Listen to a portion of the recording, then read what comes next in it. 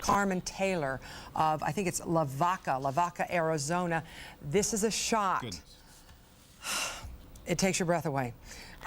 That's a shot of the plane, the second plane. This is the second plane right before it strikes the World Trade Center. This is taken from behind.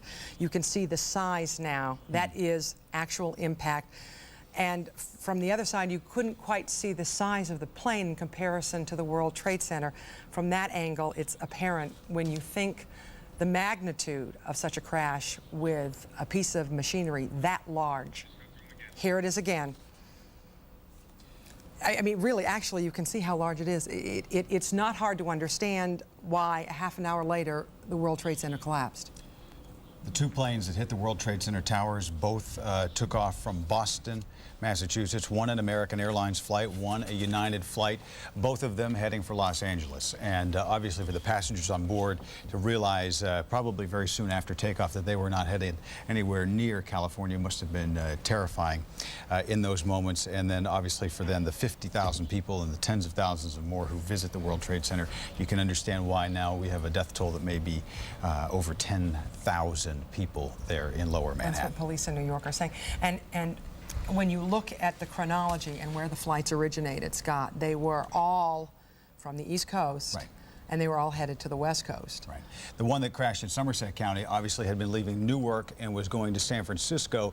At one point, it came under the control of Cleveland radar, the Cleveland airport taking control of monitoring it. We later had reports that the Pittsburgh Tower did have some observation of that plane and tried to make contact, and that would be customary, but they received no response. So the only word that we have until we maybe get a black box report may be that 911 call that Bill Crowley was talking about, and it would make sense. We don't know, again, but as from what we've heard from the congressman, that if it had been tracking from Newark, headed across Cleveland to San Francisco, and now was heading south, as witnesses were saying, and crashed, what led to those final moments when that plane took that turn, that 90-degree angle into the ground there? We don't know yet. A lot of speculation, and we, to reiterate what Bill Crowley was saying in that news conference from the FBI, there are 3 evidence teams from out of state who are going to be coming in here and combing the area where some of our reporters have said there is nothing bigger than 5 feet in diameter as far as what's left of the plane, indicating we've talked to our experts.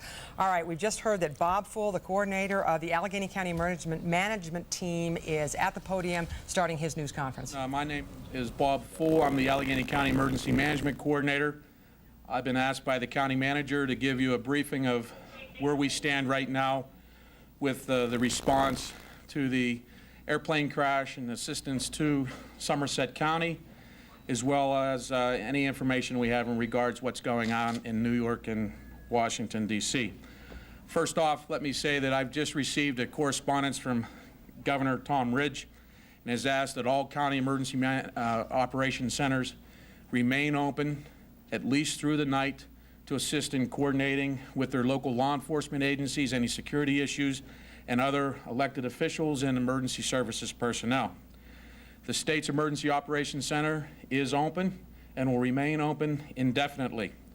The Pennsylvania's Urban Search and Rescue Team has been activated en route to New York City, as well as the remaining 27 urban search and rescue teams throughout the country. We entertained 25 diverted flights of passenger aircraft into our airport, with the last aircraft arriving at 1:40. To date, right now, we are providing the following resources to Somerset County to assist them in the response to the aircraft disaster. We have immediately sent communications assets to the scene. Our front teams have reported to the Somerset command post. We've been in direct contact with Emergency Management Coordinator Rick Lohr from Somerset County, and we're assisting in establishing a long-term communication system with them. We have approximately 2 minutes, 3 minutes away from there now, one of our hazardous materials teams from Allegheny County. They will also be providing assistance to deal with the aftermath of the crash. As you can understand, there's probably a great deal of fuel that remains there with contaminated ground, as well as lessons learned from the 427 crash, that all the victims need to be handled with the appropriate protective clothing for the workers and so forth.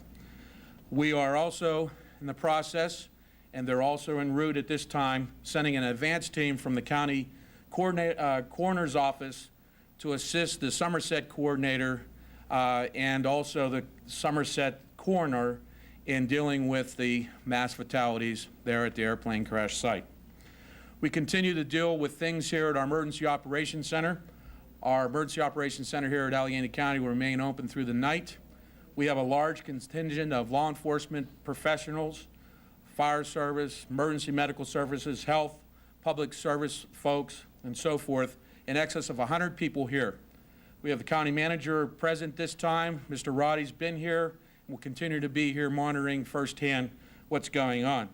We've established a rumor control line here in the county for any kind of questions that people are concerned that they can call. And that rumor control line is 412-820-4300. Again, the number is 412-820-4300. If somebody's feeling anxious or have any types of anxiety about this, if they have anything that they would like to talk about, if they know of anything and in particular that concerns them, they can call that, and there's professionals manning that line that can assist them with that. I would like to advise the general public, again, we have no credible threats at this time on our county. But at the same time, I think that everybody needs to pay diligent attention to your surroundings. And if you see anything unusual, that you notify your local law enforcement department via 911. Therefore, that they can respond appropriately, and in turn, we have contact with all those folks, and we have the resources here necessary to assist them in determining whether or not that there's a problem. So again, right now we have no threats, and the public is not in danger at this time, but we're asking people to be at a heightened awareness of the situation. Clearly, from Allegheny County, I can only say that our thoughts and prayers are with all the folks that have been involved with this terrible tragedy. And clearly, not only the civilians that lost their lives, but it's very difficult on the ones that are here that normally respond here to think about the numbers of emergency response personnel that have been killed in the line of duty today. And again, this is a very tragic day for the nation. Any idea what, when things like the T, the subway, those means of transportation will be reopened to the public? Right now, those decisions will be made by the law enforcement community and making assessments of security. As you know, our airport is completely shut down. The whole air side has been evacuated and is being sanitized by the county police department as well as airport officials to ensure that there's no suspicious going-ons or any type of people or packages or anything like that that may be present. And after the law enforcement community advises us in the Emergency Operations Center that there is no threat credible in regards to the security of our transportation systems, I'm sure that they'll be open at the very earliest possibility. But we're relying on our local law enforcement, FBI, ATF, county police, city police, and various transportation police, Port Authority police to advise us accordingly. Can you give us an idea of what kind of heightened alert the airport will be in after tomorrow? To what extent? Those plans are in progress as we speak, Sheldon, and I can tell you that not only are we doing things at the local level, at the Airport Authority level, in concert with our county police department, but also the FAA has strict jurisdiction over a lot of our actions, and really the federal government right now is dictating a lot of our procedures at the airport. Can you detail the assistance Allegheny County will give the Somerset County Coroner's Office that they don't have of their own? Well, clearly 45 or so fatalities is a large number of people that normally are not handled on a regular basis by any coroner's office. However, the experience gained, at least in Allegheny County, through the response to the 427 crash in Beaver County, we do have have large assets here with our population as such and so forth to provide the resources, at least even technical resources, to the coroner for Somerset. The types of resources that will be necessary will be determined by the advance team in which we sent. They've actually asked for the advance team of professionals to go out there and advise them on how to proceed.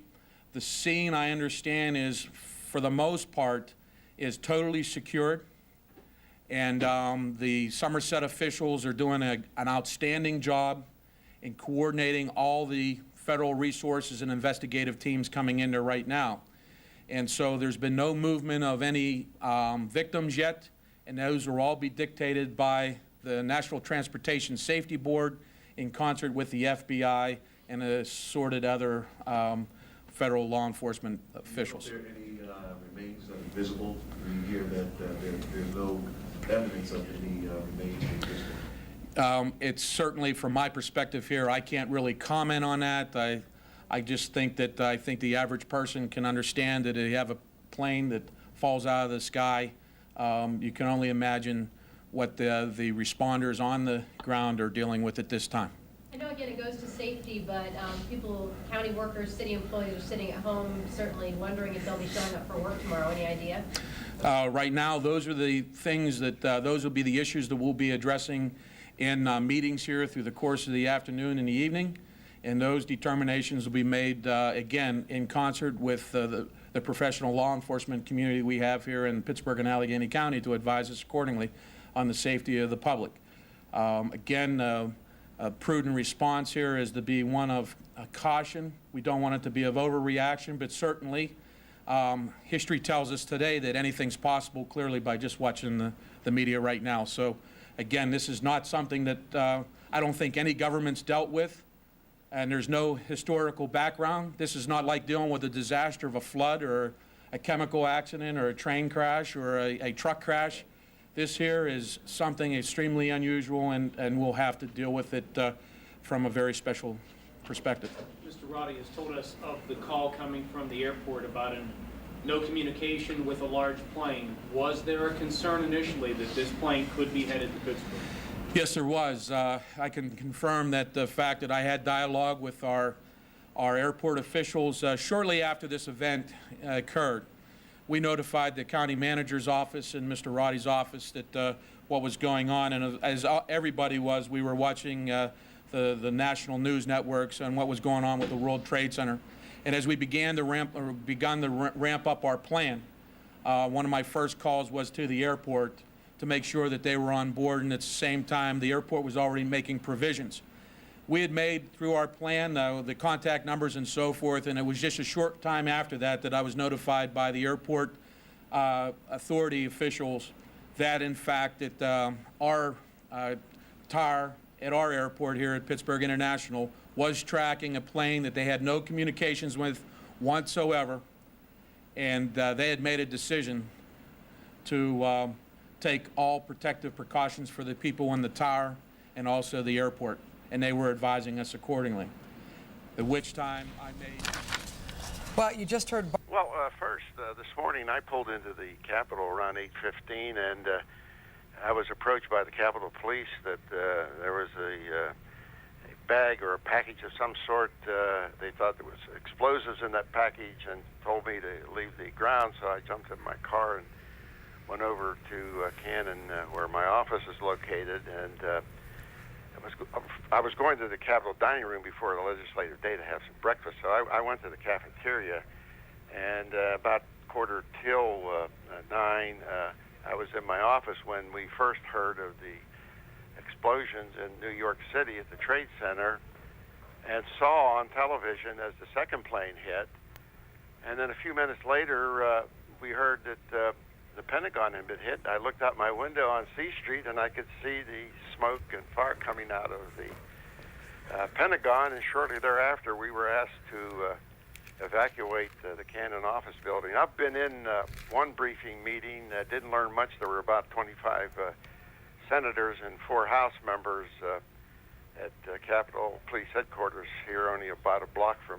my apartment, and we're supposed to have another briefing at 5 o'clock.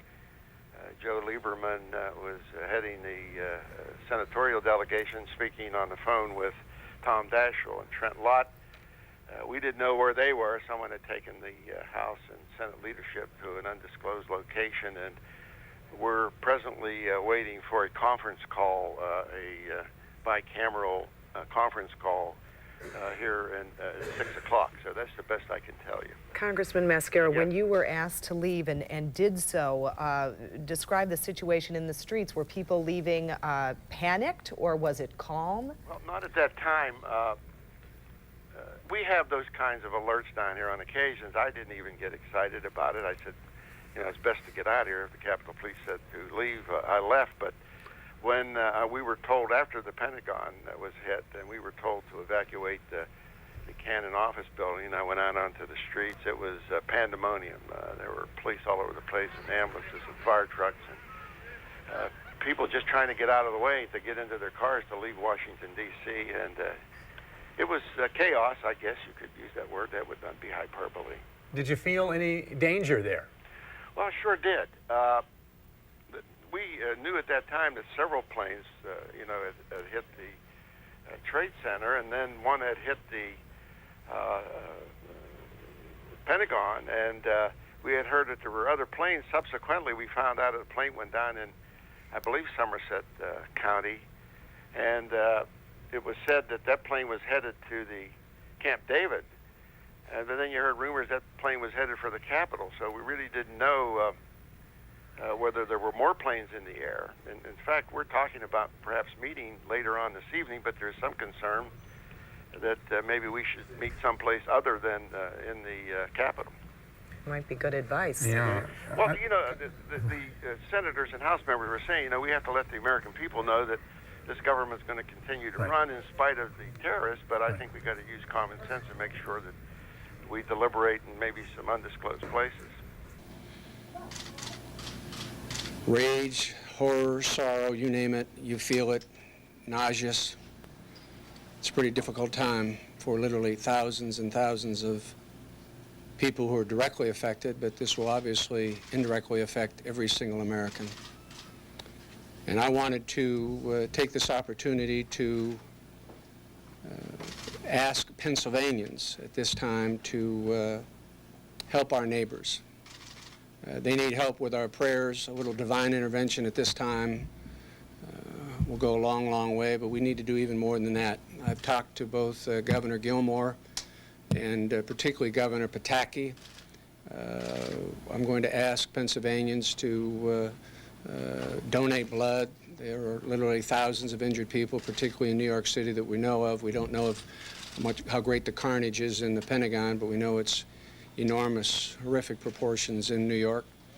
I'm going to ask the medical services community in Pennsylvania to establish a volunteer registry. I suspect that the doctors, the nurses, emergency personnel, even the firefighters may need some relief over the next day or two in New York City.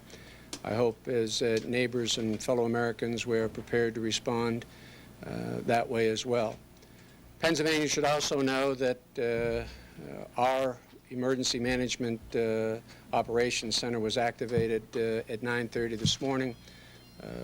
The Lieutenant Governor and I communicated. We're in different venues, both outside of Harrisburg, with everybody within the administration until we had a full meeting here an hour and a half ago. I was in northwestern Pennsylvania. It was delayed getting here because of not only a delay in getting approval for the liftoff, but the helicopter took a little while to get here. You should know that the Pennsylvania State Police are, there are presently about 100 of them at the Somerset site where that tragic and horrible incident with a commercial airliner is down. If you've read or heard the press accounts, you know about as much of the details as I do, but we have about 100 state police there. We've also been in contact with the Utility Commission and the utility companies, and we have beefed up, just as a precautionary measure, given the events of earlier today, the security around our nuclear sites. We have already dispatched our urban search and rescue team to New York City. One of the requests that Governor Pataki has made is that we be prepared to support him logistically with heavy equipment. General Lynch is already all over that request, and we'll coordinate our effort with the emergency management folks our neighbors in New York City. As you know, we released all non-essential state employees from work earlier today. We left the decision to individual school districts as to whether or not it was appropriate or they were able to send their children home, and we'll continue to leave those discretionary decisions up to those at the local level. We've been in contact. I've talked to Mayor Street. The Lieutenant Governor's talked to Mayor Murphy, just to get an assessment of the kinds of things they've done, all precautionary, all preventative, all in response, particularly to the, all in response to the incidents, the unspeakable, unconscionable, cowardly, incomprehensible incidents that we not only learned about and heard about, but because of technology in the 21st century, many of us witness today. Governor Tom Ridge at the headquarters of the Pennsylvania Emergency Management Agency in Harrisburg talking about the response of the state, not only to the crash scene in Somerset County where the United Airlines jet went down, but also in our support role to the devastating situation in Manhattan. That's right. I don't know if we've mentioned this, Scott. You may have, but for people who are now joining us, President Bush is headed back to the White House from Louisiana and from Barksdale Air Force Base. Is that correct? He had been in Barksdale, Sally, and then at one point what they did is they moved on to Nebraska to the STRATCOM Center there, which is the former SAC Command Center where they have a lot of tactical availability to analyze these situations. And the debate went on today whether or not to bring the president back to Washington, obviously an act to try and kind of symbolize to the world that we would not be deterred, or whether it was a time to kind of stay in Nebraska. But again, they have made this decision that the president will be traveling back to Washington this evening, and I expect that we will hear from him probably in a national address tonight. All right, Scott. Right now we're going to hear from John Greiner, who was at that FBI news conference with Bill Crowley. John? Sally, the FBI says there is no immediate threat to our area. That doesn't mean that the agency doesn't want to be prudent. If you take a look behind me, as soon as this bus goes by, you can see, while you can't see, we may have some tape of armed guards guarding the federal building. The federal building, of course, closed down for now. There are men with some very big guns guarding the entrances to the underground tunnels at the federal building. That is just being prudent. Again, we emphasize that there is no threat to the immediate area. Inside knowledge of this, but you look at the evidence of the president. This was going to be Education Week, the Secretary of State out of the country. I read that signal to say that apparently there was no real warning, no real indication that some major terrorist attack like this was taking place. Or if there were threats, they were not taking them seriously. They were not being taken seriously. Mr. Hunker, in a case like this, this case is unprecedented. The president has his own team of advisors.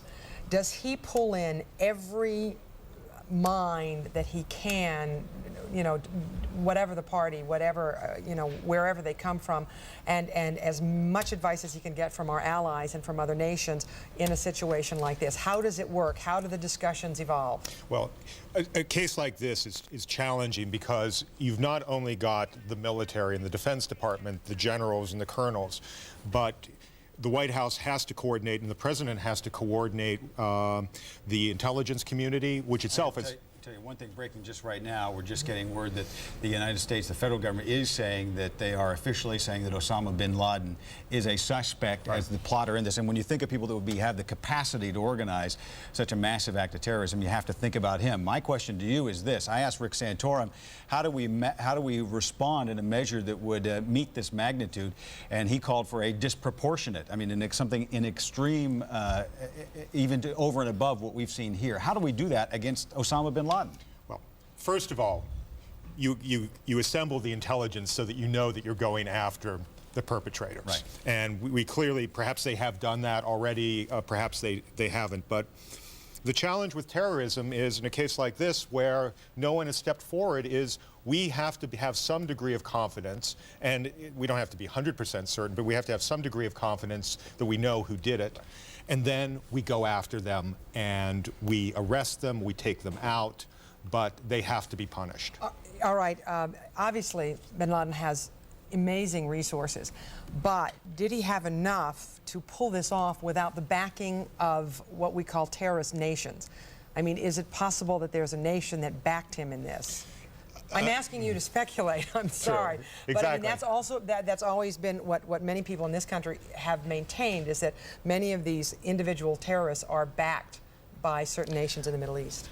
Absolutely. In speculating about this, I mean, the combination of a man like Osama bin Laden, who himself has tremendous personal wealth, combined with nations that are terrorist nations that harbor terrorism, perhaps also in concert with one of the growing number of transnational criminal organizations that have billions of dollars at stake.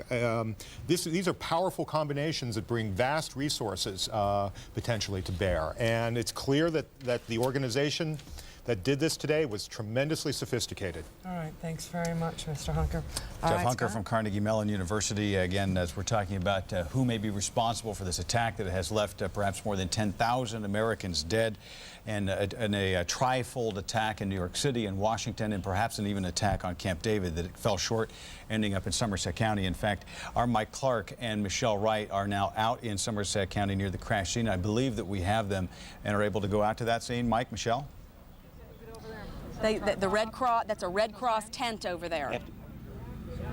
All right, we are on. I'm sorry we're having a little bit of trouble hearing you, but I am Michelle Wright here, just about a half a mile from the crash scene, along with Mike Clark. We are in Stony Creek Township. That's right in Shanksville, where the plane went down around 10:01 this morning. The flight left Newark at around 8:01, and from all indications, it is a massive federal investigation behind us, again, about a half a mile from behind us. It's a very sobering scene here, and I can tell you this too. There is no, it's not very populated at all. It's a very rural area. We wanted to tell you that. Let's first of all set the scene and tell you what we know right now. This is United flight number 93. It's a huge Boeing 757. It left Newark, New Jersey about 8:01 this morning. Then about 10 o'clock, a passenger dialed 911. That call came to the Westmoreland County 911 office, and it came from a passenger who locked himself inside the bathroom on board. And from all indications, that tape has been confiscated by the FBI. That is a key to the investigation tonight. Our first reporter on the scene was Marcy Cipriani. She's going to join us right now to tell us what she saw at the crash site. It is a very unusual site. Yes, I was actually at the site just about 30 minutes ago. I boarded a bus with state police, went down this road behind you, and for the very first time, we took a look at where that plane crashed. The crash site is 2 miles down a dirt access road behind what used to be an old abandoned strip mine called Diamond T. From our vantage point, a quarter of a mile away and hours after the early morning crash, you can still see the site smoking and the investigation, the details still coming in. There's nothing in the ground there that you could see. If you went down there, it would look like a trash yard. There's nothing but tiny pieces of debris. According to State Police Captain Frank Monaco, they believe the plane was traveling southwest when he hit just behind me and created an 8 to 10 foot deep hole. Police also tell me most of that debris, though, ended up in the woods behind me. In those woods are where the FBI says lie their answers.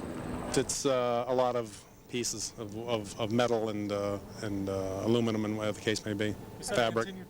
A scene more visible moments after the crash when nearby residents ran to the scene, taking these telling pictures in disbelief. No.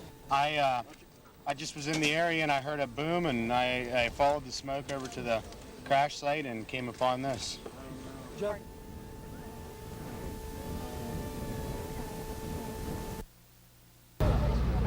Very amazing pictures 7 hours after that crash site, Mike and Michelle. It really is incredible, and what stark contrast it is to the pictures we're seeing in New York with all the smoke and the flames. The crash scene here is so different. It's just a massive hole to prove the deaths of those 40 people. Are authorities talking to you at all about why there was not the smoke that we saw in New York? No, actually, they're being pretty tight-lipped about that. However, the FBI says they are looking at this as if it were a terrorist attack. That is about as much as they're saying with us right now. All right, Marcy Cipriani, thank you very much.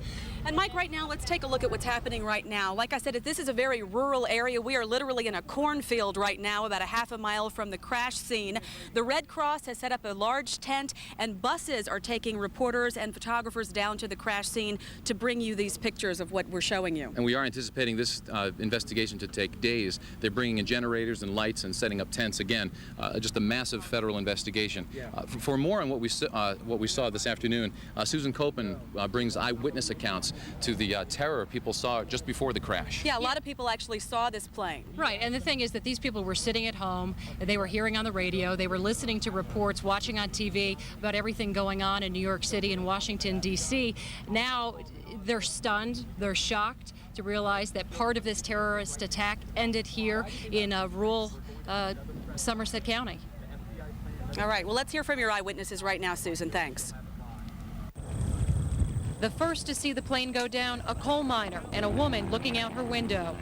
We saw the plane basically in an inverted position, going in at a steep angle, and knew it was going to hit. And next thing was, over the horizon, there was a big, huge fireball.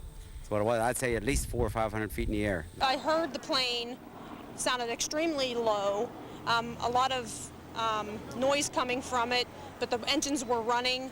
I then saw the plane coming down at almost a 90-degree angle, maybe an 80-degree angle, and the next thing I saw was a big fireball and smoke. This all taking place in rural Somerset County, in Stony Creek Township, about 8 miles east from Somerset Borough. Residents can't believe this happened so close to home. I was kidding. I said, I'll stay in guard, because we were listening to the radio about the World Trade Center situation. I said, well, I better stay in guard and watch the skies. It wasn't 10 minutes later when this plane came across. Witnesses who went to the scene say they found little remnants of a plane. Nothing. It was just little pieces. There was nothing to actually, like a door or window or anything. You couldn't really, it was just little pieces of shrapnel everywhere. And once again, witnesses are saying that they knew something was wrong with this plane. They saw this plane, they heard this plane, they looked up in the sky, saw something was wrong, and then literally it just went down 90-degree angle right into the ground that caused that massive crater, and very little remnants of that plane. Wow. That's right. They were saying that the largest remnant was, what, a foot? Someone was saying 5, someone was saying a foot. Little bitty pieces is what we're hearing. And we also want to mention that a United Airlines plane just went over the scene here. We do not know why, but that was... There is some speculation. It's a 747. There is some speculation that executives from the airline are coming in from Chicago to come to the scene themselves and see it firsthand. And we do have a press conference that's starting behind us. I'm going to go over there and get some more information. All right, and also we'd like to add this too. United does have a crisis management team. They're headed to Johnstown. Of course, there's going to be a lot of grieving families to deal with, and I'm sure it's a big shock to the eyewitnesses as well, but lots of grieving family members. United is having a crisis team come to try and deal with those people. In fact, we have a number. If you have a loved one on board, 1-800-932-8555. We'll give that number again, toll free, 1-800-932-8555. We're also told that a Stat Medevac helicopter flew over the scene shortly after the crash was reported, and that Stat Medevac reported no signs of life at all. As you can imagine from seeing those pictures, of course, that is the case. Right now, we are going to find out what's happening behind me. Let's see. Oh, Paul Van Osdol, you're joining us right now. You talked with actually some aviation experts and trying to figure out exactly what caused this? Well, yes, Michelle, what we've heard is nothing but praise from an aviation expert named Craig Conroy for the way this whole thing has been handled. And what's happening behind us right now, they're getting ready to set up a news conference. We're going to get an update from the state police and the FBI as to what exactly they found in their investigation so far. But what I'd like to do is talk a little bit about some of the video we shot earlier, which is we don't think anybody else has seen. These are some tight shots of some of the debris that actually was scattered across the field where the wreckage occurred. We've seen the wide shots of the crater that was created, the 50-foot wide by 40-foot deep crater, but we also had a crew that was able to get some video of some of the individual pieces of wreckage that was spread throughout the woods, bolts and pieces of material and stuff that really is unrecognizable that was left throughout the woods. It was really a horrific scene. And, Paul, we are looking at video of this right now. We've seen plane crashes before. We've seen the scene. The site many times. This does not look like a plane crash, does it? No, it really doesn't, Mike. And as I said before, and what everybody I've talked to indicates is that it just appears that this plane was literally swallowed up by the woods. Very little wreckage or debris. Certainly, no bodies that we've been able to see, thankfully. But it just appeared that the wreckage was just literally swallowed up by the plane was literally swallowed up by the woods. And you talked to some people who said that the plane was flying low for a short time, and homes were shaking literally from this, and people dialed 911 just from the shaking of their homes, knowing something had to be wrong. Tell us about that. Yeah, Michelle, I talked to an individual earlier who lives a few miles from here who was watching what everybody everybody else was watching on television. He said his television set literally was starting to shake on the floor. He looked out the window, and then he saw a plume of smoke off in the distance, and he rushed out to the scene. We've heard rescue crews talk about the smell from a plane crash, the burning fuel. This plane was leaving Newark, bound for San Francisco. The people that we've talked to at the scene said it smelled more like scorched earth, that perhaps there was not a lot of fuel on board. Well, Mike, what have you heard about that? Yeah, Mike, we have not heard anything official about that, but it's entirely possible that the pilot, in an effort to perhaps save lives, tried to ditch as much fuel as he could when he knew this plane was going down. And of course, the fact that the plane landed in the middle of a rural area in the woods without any damaging any homes or any individuals does indicate that there may have been an effort by this pilot to save lives on the ground. Let's talk about this 911 cell phone call from a passenger. The information that we have is that a passenger was locked in the bathroom, dialed 911 and said, "This is not a hoax. We are being hijacked," and kept reiterating the fact that this was not a hoax. What do you know about that cell phone call? Well, what we know, Michelle, is that there was a 911 call that was made. It was recorded by Westmoreland County, and Westmoreland County has that call, had that tape recorded. The FBI sees the tape. The FBI will not say specifically what is on that tape, what exactly was said, but it does appear that it came from a passenger in the plane. All right, the press conference is going on behind me. We know for a fact that the caller, the 911, the man who made the 911 call, did identify himself. Again, that name has not yet been released, but again, the press conference is going on behind us. We're going to be hunkered down here in Somerset County throughout the night, and we're going to bring you the latest.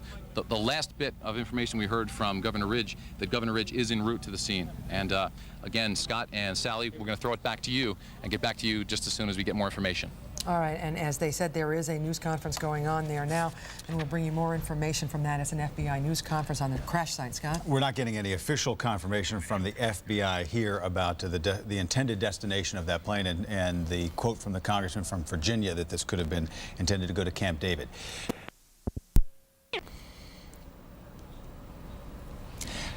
And one that was...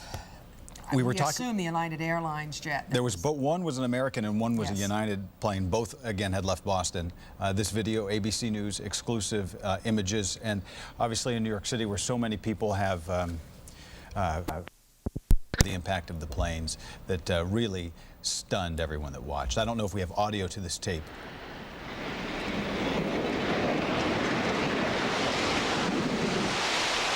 I hope I live. I hope I live. It's coming down on me. Here it comes. I'm getting behind a car. You just heard the man They say saying someone needs help. he hoped he lived. This is after the collapse. As Scott pointed out earlier, Anybody need a doctor? 110,000 people visit the World Trade Center every day. 110,000 people. As Scott pointed out earlier in the afternoon, there were rescue workers in those buildings trying to get people out after the initial impact, when the first one collapsed about 45 minutes after the first impact, and the second one collapsed about towers, of course, but nonetheless, another building collapse there in downtown New York, Lower Manhattan, where yet another plume of smoke and dust and debris is covering that part of the financial district of New York City. Again, to repeat this, it's apparent that another building, and we're not sure if it's building number 6 or number 7, as they call it, of the World Trade Center complex, which was next to what was the World Trade Center towers, has collapsed, and there you see the live pictures of the smoke trailing out of there. There is an urgent need for blood in New York City, as you might imagine. Central Blood Bank Centers are open tonight until 7 p.m. They're located in Monroeville, North Hills, South Hills, downtown, Cranberry, Grove City, St. Margaret, and Washington. And for more on where you can give blood, call 1-800-821-5064. And right now, local military reserve units are reacting to the attacks this morning. Channel 11's Jodine Costanzo is live at Pittsburgh International Airport with more details about how they're working to keep their bases safe. Jodine. Well, Peggy, those reserve units are open for business today, but they're operating on a heightened state of alert. They're not taking any chances. Security there very, very tight. Armed military personnel heavily guard the entrance to the Air Force Reserve's 9/11th Airlift Wing in Moon Township. The guard shack surrounded by sandbags. Any vehicle trying to get onto the grounds is swept for explosives. Guards check the trunk, under the hood, every inch inspected. Passengers are asked to get out and show ID. We're prepared to protect our people and facilities and resources, and that's why we use increased vigilance. The 9/11th has 9 C-130 transport planes that carry troops and cargo during times of conflict. Reserve officials won't say if the unit's 1,250 reservists have been put on any sort of standby or alert. We're prepared to do what we're asked to do by our people. The nearby 171st Air Refueling Wing of the Air National Guard is also on heightened alert. Its 1,400 members assist Allied troops in mid-air refueling missions. A spokesperson for the unit says the mood on the base is somber today, very serious, and security is at an all-time high. It's a heightened level. They're checking everybody who comes in and out of the gates, barriers set up. Now again, it's not known if these units have been put on standby in case there's any sort of military action. Officials say they're still waiting on more word from the Pentagon. Reporting live, Jodine Costanzo, Channel 11 News. All right, Jodine, thanks very much. And right there you can see, you're about to see Air Force One taking off from Barksdale Air Force Base in Louisiana. President Bush was on board the aircraft for most of the day in light of today's terrorist attack in Washington, D.C. He made a brief stop at the Louisiana base to release a taped statement about today's events. The president then reboarded the plane and left to take part in a national security conference call. It has been 60 years since that devastating attack, but Pearl Harbor is tense once again tonight. Security was tight as vehicles arrived at the base before sunrise. All personnel assigned to ships and submarines at Pearl were ordered to report to work. Security at military bases in Hawaii and the Pacific has been heightened, and all flights out of the state were canceled. This morning's crashes were not the first in New York City history. In 1945, a B-52 bomber crashed into the Empire State Building when it lost its way in foggy weather. The bomber struck the 79th floor, sending flames down the side of the building and throughout several floors. The crash killed 14 people and injured 26 others. Walt Disney closed all of its theme parks in Orlando in the wake of today's terrorist attacks. Disney officials say thousands of visitors were evacuated from the parks as a precaution. Security is also being increased throughout the property. No word yet if Disney's California and international locations are taking similar precautions. And today's attacks have placed many around this country on high alert this evening. Across the state of Texas, security has been tightened, especially along the U.S.-Mexican border. American officials have told travelers that due to the heightened security alert, it will be more difficult to travel into America from Mexico. Okay, that's live pictures right there from Chopper 11. I'm sorry, pictures from Chopper 11 taped earlier. Stony Creek Township, the scene of the crash of Flight 93 of United Airlines today. It was the fourth plane to crash today. On board were 45 passengers and 7 crew members, a total of 45 people.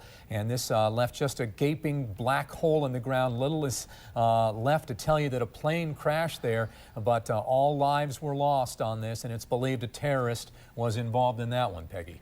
Right now we're going to look at some live pictures from New York City. There is the scene where one of the buildings, either 6 or 7 or perhaps both, that were unstable, left unstable and on fire because of the earlier collapses of the towers, finally did indeed just collapse to the ground.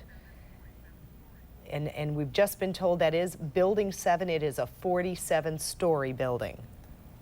It's a very big building compared to a 110 or 12-story building. It's not quite as high, but still nonetheless. What another terrible loss there in New York City. And we don't know about the loss of life involved in that one, but it's an awful situation that just continues. Yeah, and David, we know that all over this country right now, people are sitting in front of their television stations and television sets, trying to get more information on this, and that includes children. And we are parents. We've been talking today about what do we tell our children. We have somebody here who can help us and can help you out there. Dr. Tony Manarino, who is a clinical psychologist. He is the director of the Center for Traumatic Stress at Allegheny General Hospital. We thank you for joining us, Dr. Manarino. I guess that first question is the one that's primary on our minds. What are we going to tell our children? Well, of course, today is such a shock for everybody, including all the adults in this country. And I think when we talk to our kids, the first and most important thing is for us to try to remain calm as we can, given what's occurred, and really try to be honest with children about what's happened. I think it's important that we particularly try for young children to limit their exposure to the media and the video of what's occurred. It's such a horrible, horrible sight to see the plane crashing into the Trade Center Tower. I think for us adults, we can barely believe what we've seen. I think for kids, it would be a horrible, horrible thing for them to see over and over again. So, at what age is the cutoff? You know, when do you let them see? Some schools, Quaker Valley School District, said that they were actually letting some of the children, you know, watch, some of the older children. Well, I think it's probably reasonable that kids are going to be 10, 11, 12 years old to have some exposure to the video associated with today's events. But I think for young kids who are 5, 6, 7 years old, that would be particularly traumatic for them to see today's events. So don't let them see the video, but perhaps talk about that happening. Well, if they're going to see the video, that collapse. The first collapse there, another to come later on. This is the Pentagon in Washington, hit by another plane shortly after the World Trade Centers were hit. Just collapsed one side of the building.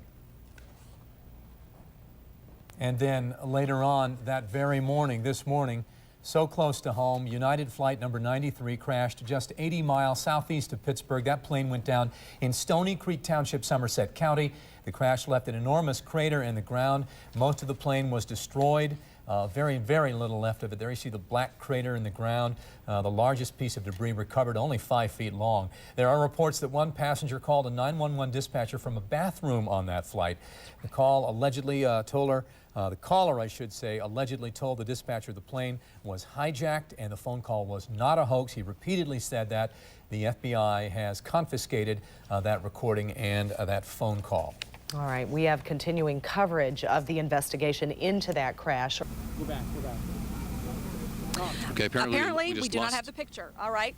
Well, what we can tell you, again, at this point is that Governor Ridge is circling the area. He is on the way, and I imagine he will join this press conference just as soon as possible. But they did, as we noticed, circle the crash scene, again, about a half a mile behind us, and I'm sure Governor Ridge was looking down at what was left of this. That's right. An Action News crew was the first on the scene here, and let's go to some videotape right now. We talked before about the wreckage site, the deep hole. It was only about 10 feet deep. Unlike most of the plane crashes we've seen, we've talked to Paul Van Osdal, who talked to rescue workers and recovery workers who went out to the scene and he said it did not smell like a plane crash. He didn't smell the fuel. It smelled more like scorched earth. So again, and a lot of neighbors and residents here, which this is a very rural area, a lot of neighbors felt the plane first. Their homes were shaking, and that was the first indication that something was wrong. Some neighbors, Paul Van Osdal told us, went ahead and dialed 911 before they even saw anything because they knew something had to be terribly wrong. The plane was flying low, apparently, tilted, and then made a 90-degree angle right into the ground, and that's that massive hole that we see with tiny shards of debris. Right now, I think we're taking a look at some of the debris that I was telling you about.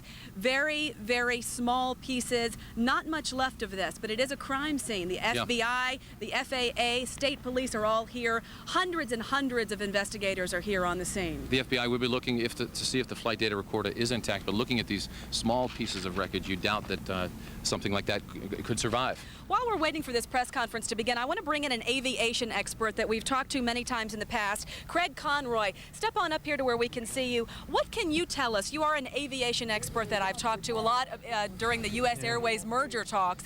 What can you tell us about what's happening here?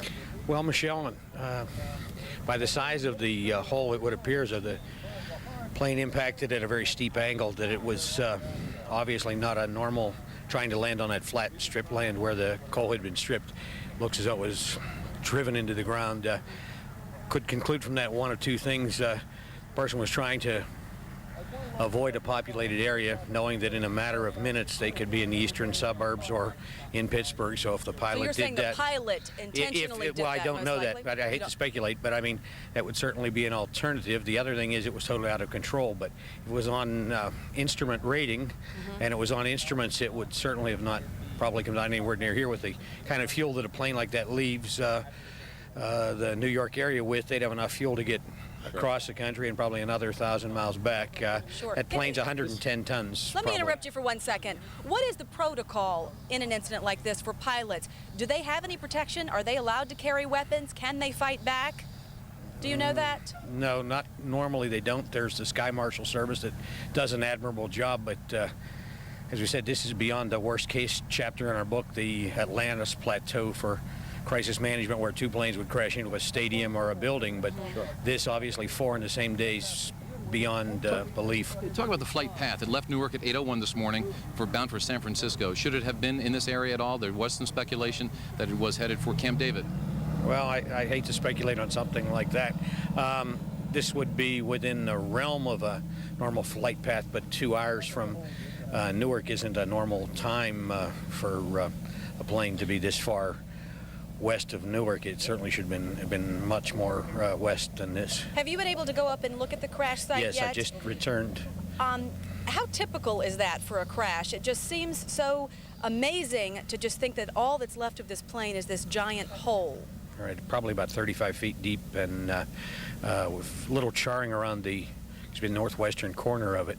But it obviously was, say, at a steep angle of descent, or they'd call it an angle of attack, because in normal situations, if they were just trying to land it, it would certainly make a large swath across the earth, and there'd be debris at the surface. This is somewhat reminiscent of, if you recall, Flight 427 in September '94 that went in inverted and didn't make, obviously, a large swath on the ground either. Looks like a commuter jet or an executive plane, something smaller, would make the size of impact that this did. According to the cell phone call that 911 received in Westmoreland County, the caller was locked in the bathroom, said this is not a hoax, we have been hijacked. He said he heard an explosion and saw some smoke on the plane. What can you tell us about that? I really can't. That'd be speculation. The important thing will be whenever they recover the 2 black boxes, obviously the flight data recorder will tell you who is controlling the instruments and what they were set at as they approached the Earth. Second was a cockpit voice recorder, which will have all the voice activity going on in the cockpit. So if there was gunfire and hostage situation, that obviously would Looking be. at the crash site, do you think it's intact? Do you think the flight data recorder is intact? I would think that they're made by only 3 manufacturers in the world, and they're made to withstand just about everything. Yeah, so I think there'll that be we enough. Will recover that? There'll be some data on there that'll be useful for sure.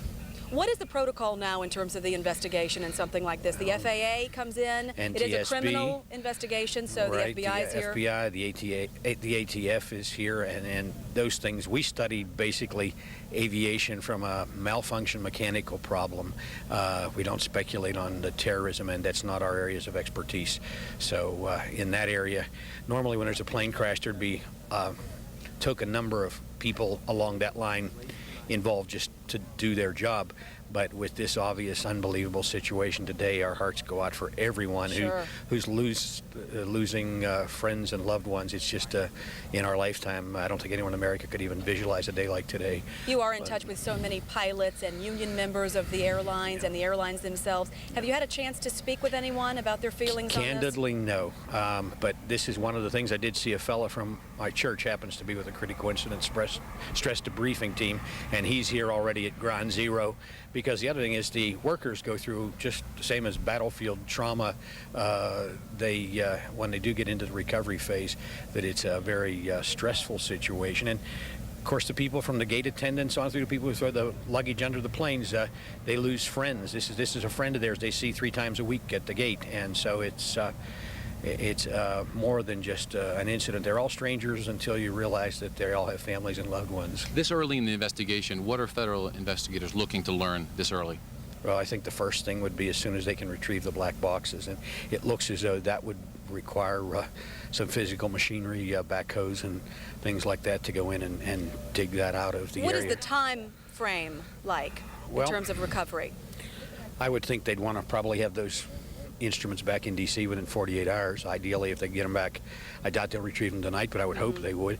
But I want to say, first of all, that we live in a state that is exemplary. They deserve 4 gold stars. I have been, unfortunately, at a lot of situations like this, and highest regards for the Pennsylvania State Police, the professional manner that they've carried themselves in the area surrounding the flight.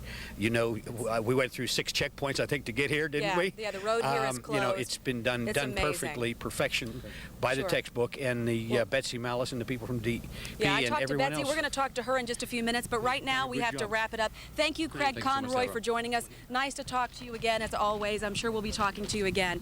Right now, again, we are waiting for the FBI press conference to begin. It is over my shoulder. We do have several crews there on the scene. We are also waiting for Governor Ridge to arrive. That press conference, we're told, should get underway in about 10 minutes, and Scott and Sally, as soon as it begins, we will take it live. Last hour and a half, and the search and rescue crews are just getting inside of this building. They have no idea how many people are inside, how many people may have been on the airplane that crashed into the building. You can't even see any visible signs of that aircraft. They brought in some heavy wrecking equipment to try and lift the debris. Again, people may be sandwiched between floors that have toppled in on each other. It's just an absolute scene of devastation.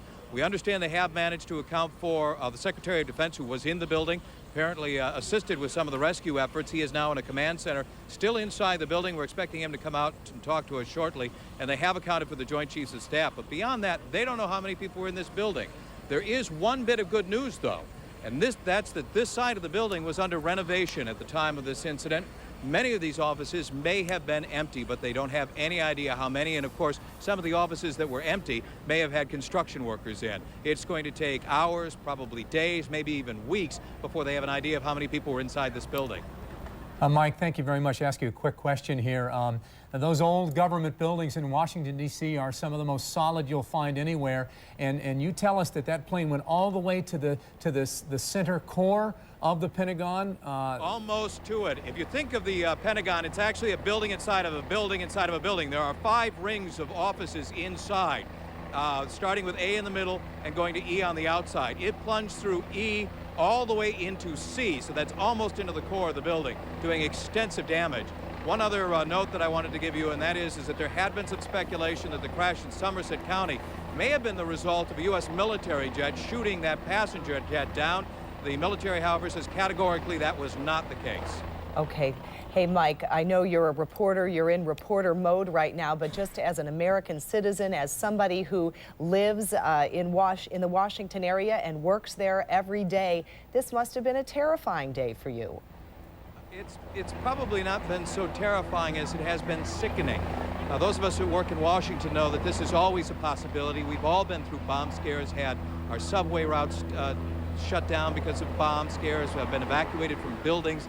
That happens a lot. We go through metal detectors every day. The scope of this, though, just absolutely stunning. It really does take your breath away. Okay, Mike Makowitz, Peggy and Maisie, you can't even see the back of the plane there. That's how deep it went inside. Mike Makowitz, thank you very much. Because anxious children are asked to call. 1993, the World Trade Center was the target. 6 people were killed and more than 1,000 hurt when a bomb went off in the center's basement parking lot. 6 Middle Eastern men were convicted for that attack. In 1995, a car bomb exploded outside the federal building in Oklahoma City, killing 168 people. Timothy McVeigh was convicted and executed for that attack. Last October, 17 sailors were killed when the USS Cole was attacked while in the Yemen port of Aden. A small boat loaded with explosives got close enough to blow a hole in the ship. That attack, as well as bombing attacks on the U.S. embassies in Kenya and Tanzania in 1998, had been linked to terrorist leader Osama bin Laden. In June, police in India arrested several men who were plotting to blow up the U.S. embassy in New Delhi. The Indian government said the men were associated with bin Laden. And chillingly, just a couple of months ago, bin Laden's terrorist group released a video of terrorists in training. On the video, the trainees can be seen target shooting at a screen showing former President Bill Clinton. And there was one other terrorist attack in New York City in 1975. A bomb was set off in a tavern in New York City, killing 4 people. A Puerto Rican national group claimed responsibility for that attack. Well, the images of terrorist attacks today were about as visual as you can get. But what about bioterrorist attacks, which are invisible? Are we at risk for those kinds of assaults? Channel 11's Dr. Mike Rosen is live now with some local experts who have some reassuring news. Yeah, and we can use some reassuring news today. Well, there are no absolute reassurances that an attack involving an infectious agent or a chemical agent won't happen. But given the reports in today's scenarios, at least for now, it's unlikely. I don't think that there's any reason for us to be concerned about biological or chemical terrorism at this particular point in time. And I know that the CDC is sending out their teams to basically do analysis of air samples and so on to make sure that none of these particles were dispersed, say, in any of these crashes. But reassuring words from the head of the Pittsburgh Poison Center. Trade Center in Lower Manhattan. Just minutes after that, a second plane crashes into the World Trade Center. President Bush in Florida calls the crashes an apparent terrorist attack and a national tragedy. At about 9:40, an aircraft crashes into the Pentagon just outside Washington, D.C. Federal buildings are then evacuated. The FAA shuts down all aircraft takeoffs nationwide. Shortly after 10 a.m. Eastern, one World Trade Center tower in New York collapses about an hour after being hit. And around that same time, 757 crashes in Somerset County about 80 miles southeast of Pittsburgh. United Airlines later confirms that plane was United Flight 93 on its way from Newark to San Francisco. The second tower of the World Trade Center collapses at 10:28 a.m. Eastern. Shortly after 1 p.m. Eastern, the president vows to do whatever is necessary to keep Americans safe, blaming a faceless coward for this morning's attacks. Himself was attacked this morning by a faceless coward. All right, Sam Merrill with the timeline of this day of one image after another of disbelief as we looked, and you couldn't imagine the impact of the first tower, and then you couldn't imagine the impact of the second tower, and then as they collapsed, you could hear the disbelief in those the voices of those in Manhattan that this had happened, and that now you would look at the New York City skyline tonight, and there would be nothing where the World Trade Centers once stood. And then we heard about the Pentagon, and everybody at that point, I think in this area, of course, all over the nation, what's next, where next? Right. And in fact, there was a gentleman in Somerset County who had heard this and was outside looking into the skies, thinking, well, is there something coming down in this direction? Only Not to see a knowing, plane. horror of horrors, that there was. And at that point, and in fact, I was getting ready to come in and had the TV on, and you came on and said that one of the planes had crashed here, and I shook my head in disbelief. So here, as we stand now, some 9 hours after this wave of terrorism, the worst ever in an assault on American people, on American populace, certainly far beyond what's happening with the second Pearl Harbor, is what Senator Chuck Hagel called it, and indeed he is right. All right, right now we are going to go back to the network, ABC and Peter Jennings for their coverage. Are going to be taken here first. They'll be tagged before they get here, determine what the severity of their condition is, and then once they arrive here, they'll be treated initially and then sent on to other hospitals. I should also tell you that inside this has been described to me. You can see behind me. Ambulances. What you can't see probably is that there are probably 200 or 250 ambulances lined up here on the West Side highways, waiting. These are empty ambulances waiting to distribute patients or potential victims all over the tri-state area to hospitals. Peter, inside, it's been described, we got a look inside earlier, it really looks like a MASH unit. It's 50 operating suites set up, hundreds of doctors and nurses here to treat the wounded. They have been here, standing here for hours now. There are no patients here yet. The latest estimate is that there won't be any people here for several more hours. What we're told is, and I was just listening to John Miller, part of the problem initially was that when the first rescue workers went in, and we've talked to some of them who have some of the second wave of rescue workers. The first wave of rescue workers who went in were trapped, many of them killed by the second blast. And so when the second workers came out, many of whom are now here, they wouldn't allow anyone back in the area, which is why there aren't any patients here at the moment. Well, Cynthia, let me just go a little farther with that. You say 250 ambulances standing around waiting to pull people out. You'd be talking about pulling people out of the rubble at this point. The mayor reminded people across the country there are 170 hospitals in New York City, and aside from St. Vincent's, the principal nearest hospital, which lost, among other things, its emergency power, I think, and lost its gas operating facility at the time, wasn't it, John? That was Beekman Downtown, or New York Infirmary, that lost its steam power. St. Vincent's then actually had to bear the brunt of this. And so people have gone directly to hospital. I don't quite understand, Cynthia, the who's going to come to Chelsea Piers until they begin to rescue people, hopefully, from the rubble itself. Peter, the initial thought, and of course, as you know, we've been to Bellevue today, a couple of other places. There have been hundreds of people at area hospitals, as you note. but they don't believe that anywhere near the full weight of this has yet been uncovered, that there are hundreds and thousands of people who have been injured in this blast, and that's the people that they expect to bring here. Okay. St. Vincent's is saturated at this point. They're intending, now whether this happens, but the emergency medical services that's running this medical operation intends to bring no more patients directly to hospitals. They will all be brought here first for medical attention and for triage out to other hospitals. What they've been talking about is the large number of walking wounded. Yes. They've literally shuttled to Battery Park and other places. On Liberty they need State a place Park. to disperse them to. And Cynthia, you're on the extreme west side of Manhattan, close to the Hudson River, and Bellevue Hospital is on the other side of Manhattan, close to the East River. How hard has it been to move around the city? Tough.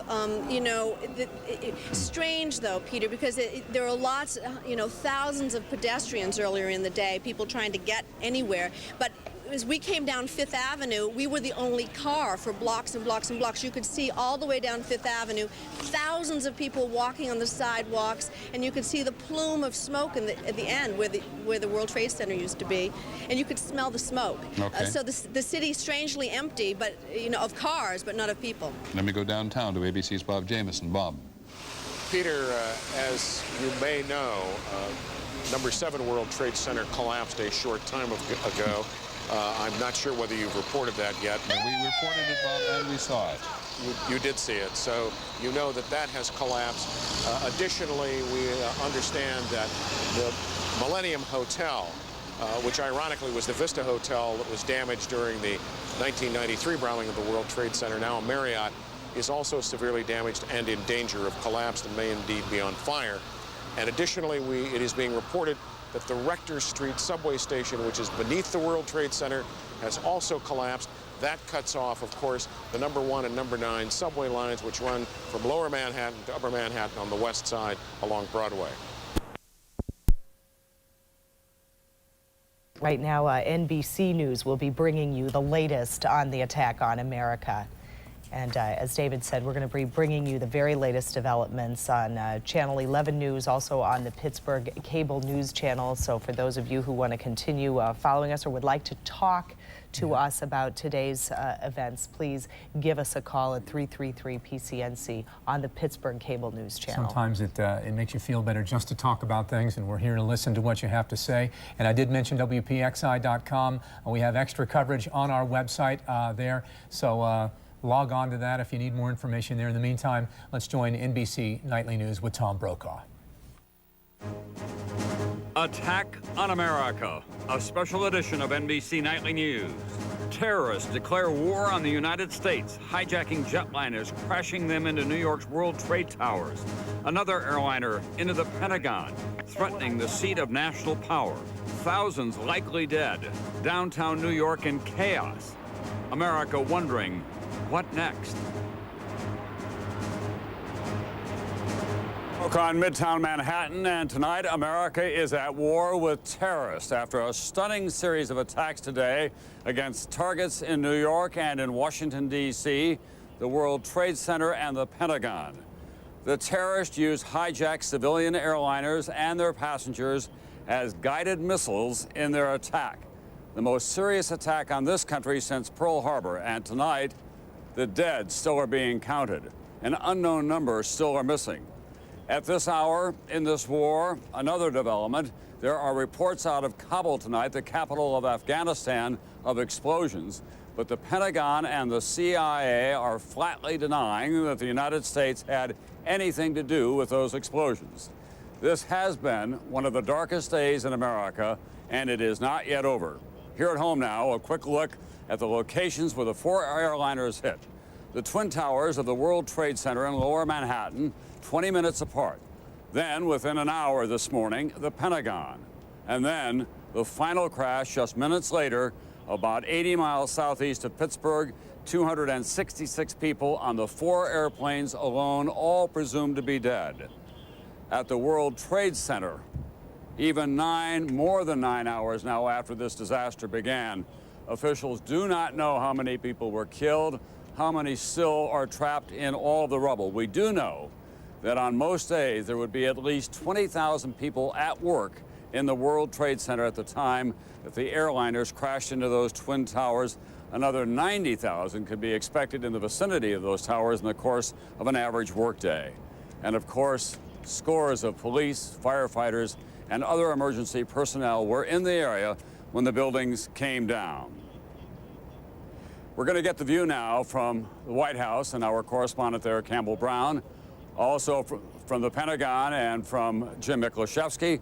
And I'm going to join now with a complete account of what this day has been like from NBC's David Bloom, who's been my colleague all day long. David, bring us up to date. Well, Tom, more than 9.5 hours since the first attack, the smoke billowing from the hulks behind me is now more gray than black, indicating that the fires have diminished somewhat, but it's still an extremely dangerous situation. Just within the last hour or so, a third building, a 40-story building, also collapsed. 40 more stories of concrete, steel, and iron crashed into the ground. A makeshift morgue has been set up near the World Trade Center. New York City police still sticking to their early estimates that the casualties ultimately may number in the thousands. Nothing more precise than that. We've put together a chronology of the events as America's watched, dumbfounded, and yes, outraged and defiant. The first attack plane, a hijacked American Airlines flight out of Boston, slams into the North Tower of New York's World Trade Center at approximately 8:42 a.m. Eastern Time. The explosions and fireballs broadcast live by television helicopters, which then, horrifically, spot the second attack plane, a United Airlines flight hijacked from Boston, taking dead aim at the World Trade Center's South Tower. It's now approximately 9:03 a.m. Where the hell can I meet you? I'm across the street from the Marriott, man. A second airplane, a 727, just ran into the building. Emergency officials estimate 20,000 or more people may have been inside the two 110-story buildings at the time of the attacks. Eyewitnesses report victims falling, and in some cases, jumping from the two buildings. But there were people falling out of the sky. At 9:29 a.m., President Bush in Florida addresses the nation for the first time. Terrorism against our nation will not stand. But in the nation's capital, just 11 minutes later, 9:40 a.m., a third hijacked plane, an American flight out of Washington Dulles, crashes into the Pentagon in a burst of flames, the plane's wreckage tearing a gaping hole into one side of the building. Federal buildings are evacuated, government leaders taken to secure hideouts. 9:59 a.m., the until now unthinkable, the South Tower of the World Trade Center collapses. An unknown number of people still trapped inside, including the rescuers, firefighters, and police who'd gone in trying to save lives. Then at 10 a.m., hundreds of miles away in western Pennsylvania, a fourth hijacked plane, a United flight out of Newark, crashes 80 miles southeast of Pittsburgh. 1/2 hour later, 10:28 a.m., the North Tower of the World Trade Center collapses. Rubble, debris spreading for blocks. In all, 266 people aboard 4 hijacked planes are killed. Untold others in Washington and New York missing and presumed dead. In New York, a defiant Mayor Rudolph Giuliani. The city of New York in the United States of America is much stronger than any group of barbaric terrorists. For the first time in U.S. history, the Federal Aviation Administration closes all domestic airports, shutting down all U.S. airspace until at least noon tomorrow. The U.S. military and American embassies worldwide placed on the highest alert. Navy aircraft carriers and destroyers deployed along the eastern seaboard.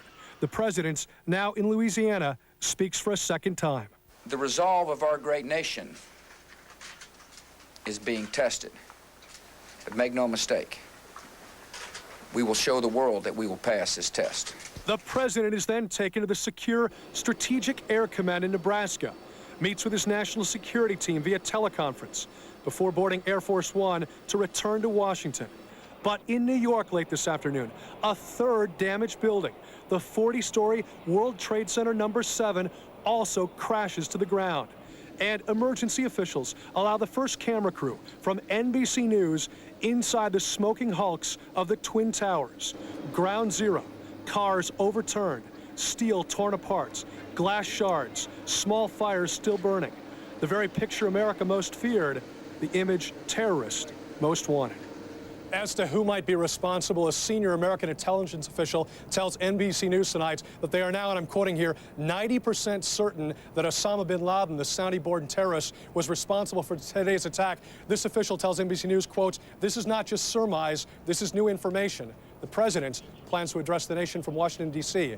tonight. Tom? Thank you very much, NBC's David Bloom. And we're going to go now to Washington, where NBC's Campbell Brown, who covers the White House, is on duty. But across the street from the White House, the president is expected back there shortly. Campbell? Tom, the president is on his way back to Washington tonight. We're told that Air Force One is being escorted by F-15 fighter jets on each wing. As David said, he is planning to address the nation tonight. One aide says his message will be one of resolve and reassurance. And Tom, we are reporting to you tonight a block from the White House at a hotel. That's because those of us in the White House press corps, along with White House staff, were rushed out of the White House this morning as the entire complex was evacuated. Needless to say, this has been an extraordinary day for the president. One aide says when he spoke with his national security team in a live teleconference today, he said, quote, "We will find these people and they will suffer the consequences." Yes. The president at a Sarasota, Florida elementary school about to begin a reading event gets first word shortly after 9 a.m. in a phone call from his national security advisor. One plane has crashed into the World Trade Center. Minutes later, Chief of Staff Andrew Card leans over and whispers in the president's ear. The reaction on Bush's face, the first sign of more horrifying news. A second plane has now hit the World Trade Center, with all indications this is a terrorist attack. Today, we've had a national tragedy. As Bush speaks, chaos at the White House. Staff and press are ordered to evacuate. People run from their offices across Pennsylvania Avenue. Crowds pour into the streets as buildings nearby are evacuated. People gather around car radios for any information. Fire engines blaze toward the White House. Shortly after 9:30 a.m., the president's national security team is in the Situation Room, a secure communications center in the basement of the West Wing. Vice President Dick Cheney is there, along with National Security Advisor Condoleezza Rice. Meanwhile, the president leaves Florida, his destination at takeoff a secret. We later learn he's landed at Louisiana's Barksdale Air Force Base. There, he pledges the U.S. will retaliate. Make no mistake, the United States will hunt down and punish those responsible for these cowardly acts. The president then flies to the Offutt Air Force Base in Omaha, Nebraska, the U.S. Strategic Air Command Center. We're in a bunker there. He convenes a national security meeting, joining his team live by teleconference. Back in Washington, his top advisor, Karen Hughes, insists the White House has the situation under control. Your federal government continues to function effectively. We have a federal emergency response plan, and at President Bush's direction, we are implementing it.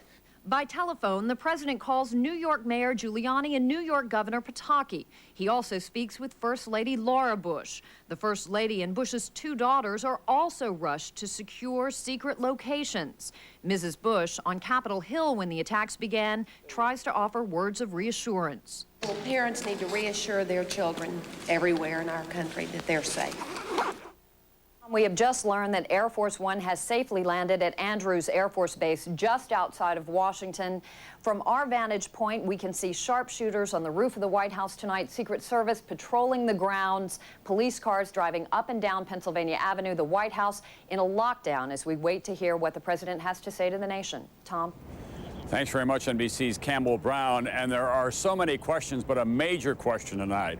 How could they hijack 4 civilian jetliners in such a precise fashion? How do they pull all that off? Our aviation expert is NBC's Robert Hager, and he's standing by now in Washington as well. Robert?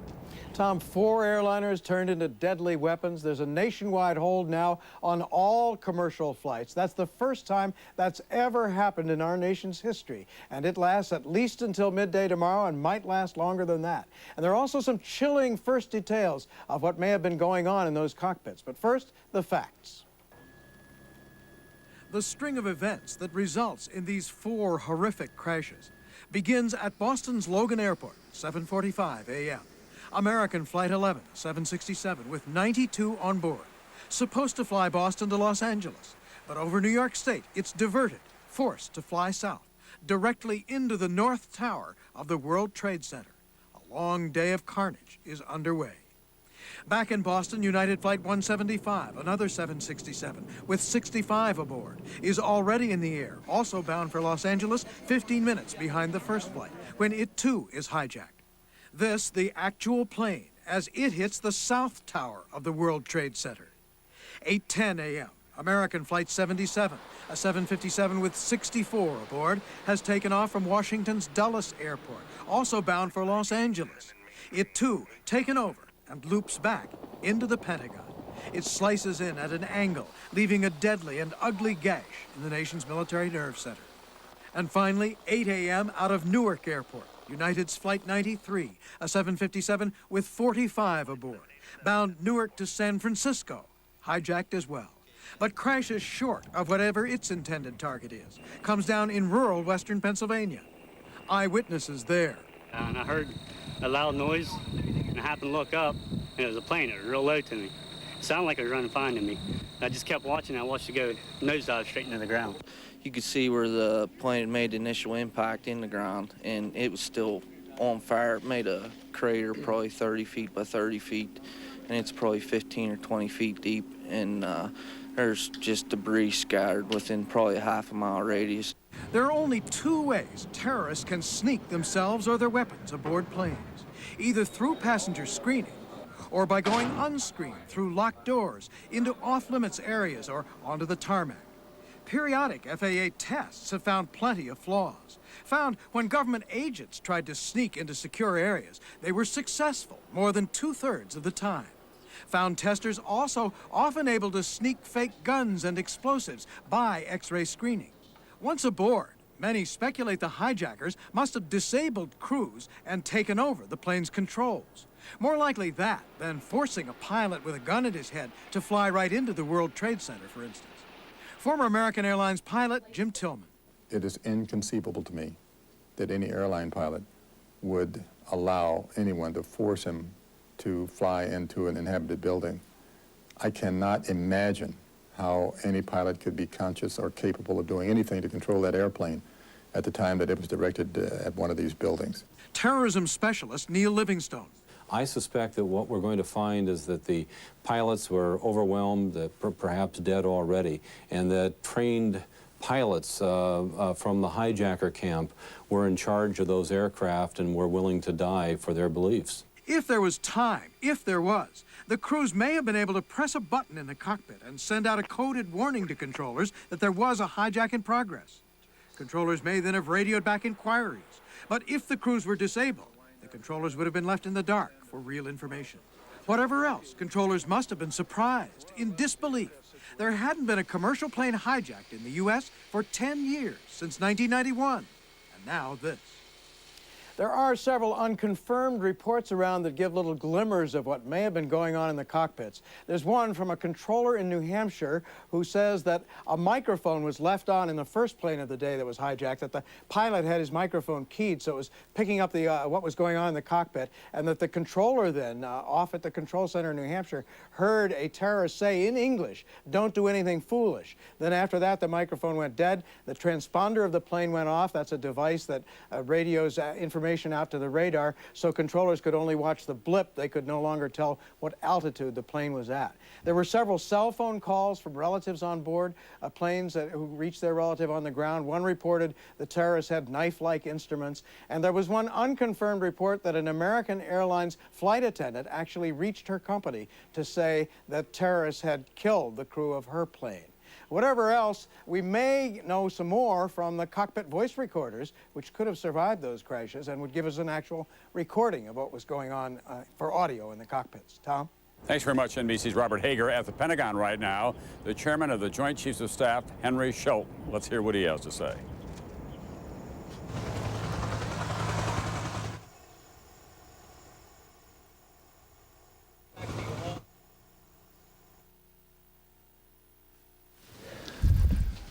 Our intense focus on recovery and helping the injured and the families of those who were killed is matched only by our determination to prevent more attacks and matched only by our unity to track down, root out, and relentlessly pursue terrorists, states that support them, and harbor them. They are the common enemy of the civilized world. Our institutions are strong, and our unity is palpable. Senator John Warner. Thank you. As a past chairman, That is preceding Carl Levin, General Shelton, who is the chairman of the Joint Chiefs of Staff, talking about the institution strong and our unity is strong as war. We are on a war footing, in effect, in this country, even though there has been no official declaration of any kind. But from a military point of view, political point of view, and certainly from a psychological point of view, we are at war with these terrorists. The question is, who are they? Within the intelligence community, all the fingers are pointing at Osama bin Laden, the very wealthy Saudi dissident who has been harbored by the Taliban, it's widely believed, in Afghanistan. Let's get more tonight on the continuing speculation about who is responsible from NBC's Andrea Mitchell now at her post in the nation's capital. Andrea? Tom, tonight, U.S. intelligence officials are mobilizing worldwide to try to find the culprits and make sure that they don't strike again. An attack on America coordinated with military precision. 4 planes, split-second timing, penetration of airports and airspace, no warning. They can destroy buildings, they can kill people, and we will be saddened by this tragedy, but they will never be allowed to kill the spirit of democracy. They cannot destroy our society. They cannot destroy our belief in the democratic way. The first question tonight, is it over? The terrible answer, despite billions spent on U.S. intelligence, the nation's top experts do not know where or when terrorists will strike next. The problem is that they are hard to penetrate. They are located in places that we're very hard-pressed to get any kind of information out of. And as hard as our agencies have tried, they've had some success. You don't hear about that. We only hear about the failure. Who could have done this? Before today, the worst failure, the attack on 2 U.S. embassies in Africa 3 years ago. Again, perfectly timed, no warning, 224 dead. The alleged mastermind, America's most wanted terrorist, Osama bin Laden. Bin Laden also involved, U.S. officials say, in helping the man convicted of bombing the World Trade Center, Ramzi Youssef, 9 years ago, by protecting Youssef before and after that attack. Last winter, CIA Director George Tenet told Congress that bin Laden is capable of multiple attacks with little or no warning. Osama bin Laden and his global network of lieutenants and associates remain the most immediate and serious threat. Bin Laden's alleged millennium plots planned attacks on 3 tourist areas in Jordan frequented by Americans, on Los Angeles International Airport, and on a U.S. destroyer in Yemen, all foiled. But 6 months later, terrorists do strike successfully, ram another destroyer, the USS Cole, killing 17. In June, bin Laden brags on this home video of killing U.S. sailors, a remarkable tape made to recruit more terrorists against America. And just 3 weeks ago, a warning to a London newspaper, allegedly from bin Laden's group, that he was targeting America again. I think it is a dilemma for the United States now. I believe the only thing is, to revise their policies, to look at what's happening. Why, for example, the anti-American sentiment is very high in the Middle East and in the Muslim West. How could this happen? Only from a massive intelligence failure. But in this case, at least there will be some evidence. The good news is that the hijacking 4 airplanes is a very complicated operation. Even hijacking 1 is complicated. And they will have left some trail behind them. They will have had to have checked in, and they will have had to have purchased tickets either under their name or alias names. If the U.S. cracks the case, how will it retaliate? Current and former officials say massively, but carefully. If we're going to act, we need to be able to convince the world that we were justified in our actions. We had that evidence during the African embassy bombings, and I think it's critical that the intelligence community now begin to develop that with respect to these attacks. Today, Afghanistan's Taliban leaders deny any involvement by Osama bin Laden. But as David Bloom alluded to earlier, intelligence officials and others are telling NBC tonight that they are 90% sure that bin Laden is involved. And Tom, if that proves to be the case, there is no doubt in anyone's mind that the U.S. will retaliate. But the question is, how do they find Osama bin Laden, and who do they retaliate against? They cannot find Osama bin Laden. They have not been able to. He is #1 on the most wanted list of the FBI. They have warned the Taliban that they will respond against Afghanistan's leaders. So the attack would be against Afghanistan. Within the last 3 weeks, they have warned Afghanistan that they will hold the Taliban personally responsible if Osama bin Laden attacks the United States. Andrea, already there is talk about a massive intelligence failure. It's not so much the blame game as much as it is that this could happen again. There have been a number of red flags that have gone up for years now, but even in Washington at the highest political levels, people have refused to take them as seriously as this day indicates they should have. Exactly right. I mean, in our report, Senator Warren Rudman, former senator, you spoke to him earlier today. He and Gary Hart, another former senator, had a blue panel commission, a blue ribbon commission. They warned that the nation's defense, the national defense here at home, not overseas, is the greatest vulnerability. That was in February and March. Not much has been done. The bureaucracy moves so slowly, and after the 1998 bombings, Tom, America's embassies were not greatly enhanced in their security, partially, but Congress rejected demands by 2 secretaries of state to beef up security to a much greater level overseas. Thank you very much, NBC's Andrea Mitchell. The United States, at once so powerful and so innocent in its worldview in so many ways. Let's go to our Pentagon correspondent now, NBC's Jim Miklaszewski. Jim, you have some information for us about why these particular targets might have been chosen. Well, these particular targets, first of all, the World Trade Center for its very high profile and the obvious trap that the terrorists set. After the first attack, they knew very well that all television cameras in one of the most media-intensive centers of the world would be focused on those Twin Towers, so that when that second plane came in with that horrific video of it striking the second tower, that would achieve a monumental victory for them. The target here, obvious. The most powerful, the center of the most powerful military in the world. Tom? All right, thanks, NBC Jim Miklaszewski. I'm told that Marine One, the helicopter bearing the president from Andrews Air Force Base back to the White House now, is landing on the White House lawn. We do expect to hear from the president before the end of this night.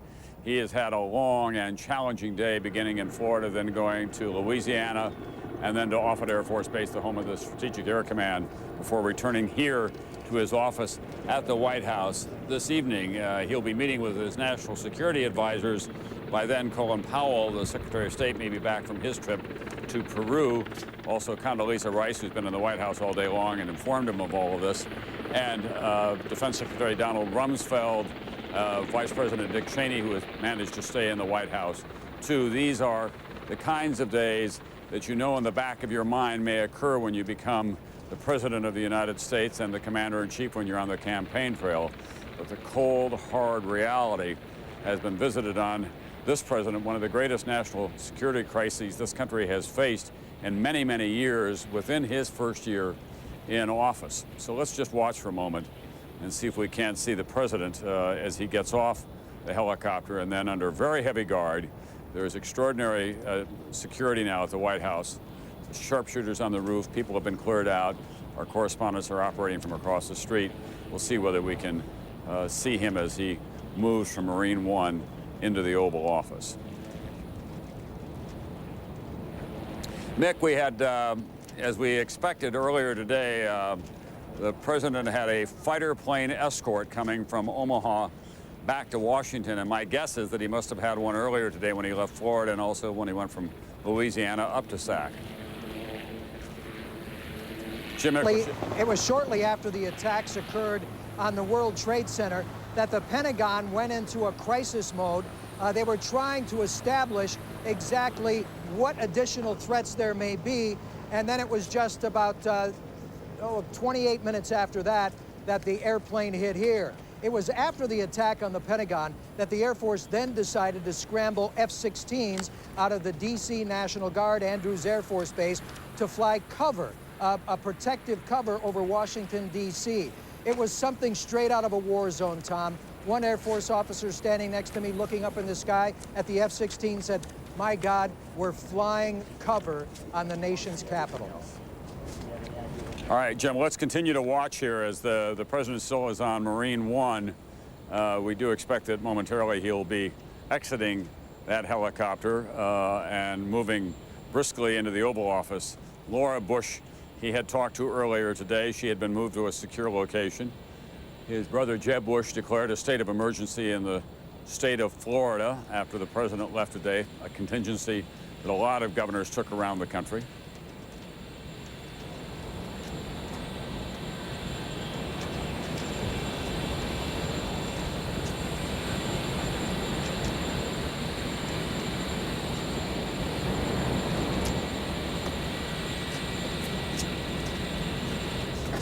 Secret Service detail exiting first.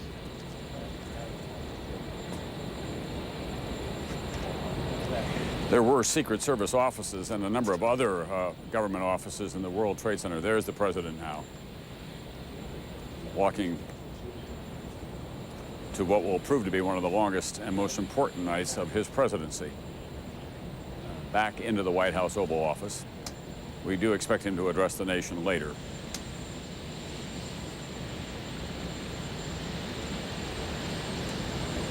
His father, obviously, was president during the Operation Desert Storm, the Persian Gulf War. His father had been the ambassador to the United Nations, director of the CIA, and vice president of the United States for 8 years before he occupied the Oval Office. There is very little in your experience as governor of Texas or even as a senator of the United States or almost any other job to prepare you for these kinds of occasions. Let's go to NBC's Campbell Brown. Campbell, what can you tell us about the plans for tonight? Well, Tom, we're not sure as of yet exactly what time the president will be addressing the nation, but now that we do know that he is back at the White House, he will likely be joining the vice president and the National Security Advisor Condoleezza Rice in a room, what's referred to as the Situation Room in the White House. This is a wood-paneled room, extremely secure, in the basement of the West Wing. And in that room is a giant conference room. Around a big table, there are 10 chairs. There are about 20 chairs around the perimeter of the room, and there are 2 giant video screens that can open up where the president and his team can meet and essentially watch all of the communications coming in from around the country, or around the world, rather. Right next to that conference room is a special communications center where 4 people are on staff 24 hours a day, military, State Department, intelligence, who are sifting through all the cables, all the information, providing them instantly to the president and his team. That's where the vice president's been all day with the National Security Advisor and other key personnel. In all likelihood, the president is joining them there now to get an update before he addresses the nation. Tom? All right, thanks very much, NBC's Campbell Brown. And at his side, he will have veterans of other crises in the national security of this country. Vice President Dick Cheney was Defense Secretary during the Persian Gulf War. Donald Rumsfeld served as Defense Secretary before and also as White House Chief of Staff. Condoleezza Rice has been on the staff of the National Security Council during President George Herbert Walker Bush's administration, President 41 Bush, as they like to describe him. Now back here in New York, as you can see behind me, the billowing smoke, the continuing dust and debris from the collapse of the World Trade Center earlier today, and then Trade Center number 7, a 40-story building that went down. But the World Trade Center, one of the targets of the terrorists today, is one of the most distinctive architectural edifices in the world. The world's largest commercial complex, completed in 1976, an architectural marvel, its details immense. A massive twin structure, 110 stories tall, built of 600,000 square feet of glass and 200,000 tons of steel, 1,350 feet tall, 43,000 windows, 99 elevators, and a home for 1,200 businesses. Businesses where 50,000 people work. Businesses that include commodity exchanges, investment firms, law firms, banks, restaurants, a hotel, government offices, a top and observation deck, a renowned tourist attraction. The Trade Center could draw 90,000 additional visitors on a busy day. Today, the Twin Towers, Many of those inside, gone. No words that we should utter today or this evening can help the hearts and souls and feelings of the victims and the families that were a part of this great tragedy that happened in this country today. Our prayers and thoughts and words of consolation goes out to all those who have suffered. But one thing that happens here in this place is when American suffers and when people perpetrate acts against this country, we as a Congress and as a government stand united, and we stand together.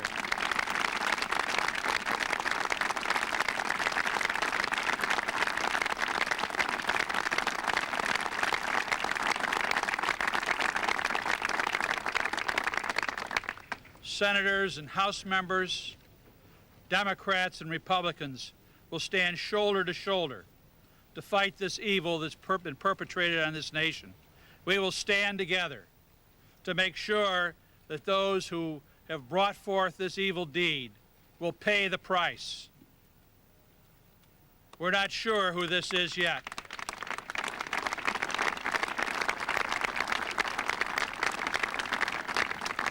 But we have our suspicions. And when that is justified and when those suspicions are justified, we will act. We will stand with the president, we will stand with this government, and we will stand as Americans together through this time. Thank you. Applause on the politicians for one another, almost willing themselves to stand shoulder to shoulder in a nonpartisan way. This is Tom Daschle, the Democratic leader of the Senate. Despicable acts were an assault on our people and on our freedom. As the representatives of the people, we are here to declare that our resolve has not been weakened by these horrific and cowardly acts. Congress will convene tomorrow.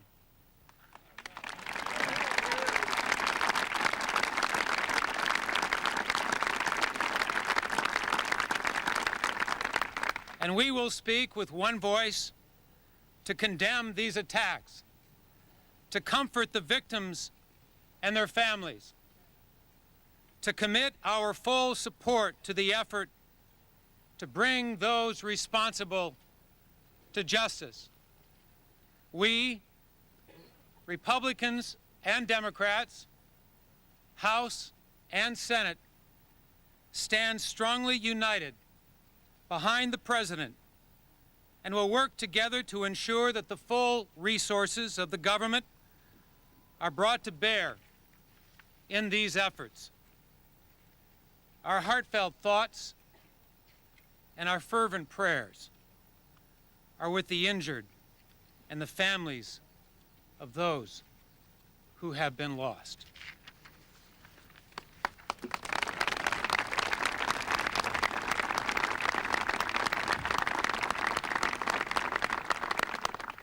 We know as a nation, as we said, our thoughts and prayers are with those families and those injured and those who are the casualties of today's attack. We also remember those thousands of people who are rescue workers. We'd ask now that we all bow our heads in a moment of silence and remembrance.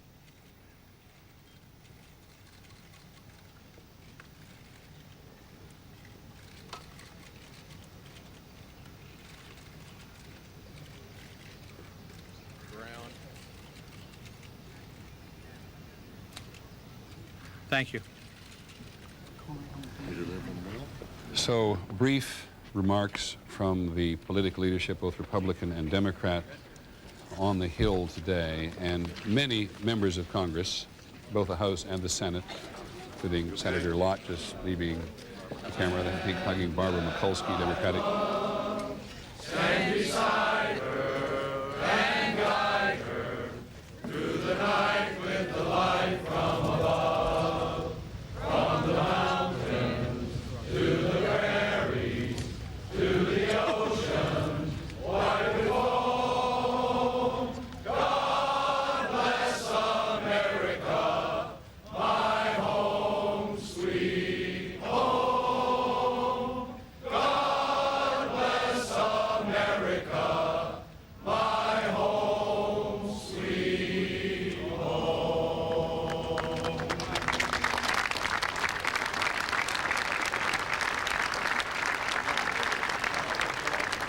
do not know whether that was a spontaneous gesture, but whether it was or was not, to see members of the House and the Senate, men and women, hugging each other in the face of this attack on the country, standing together on the steps of the Capitol on the evening of the 11th day of the month,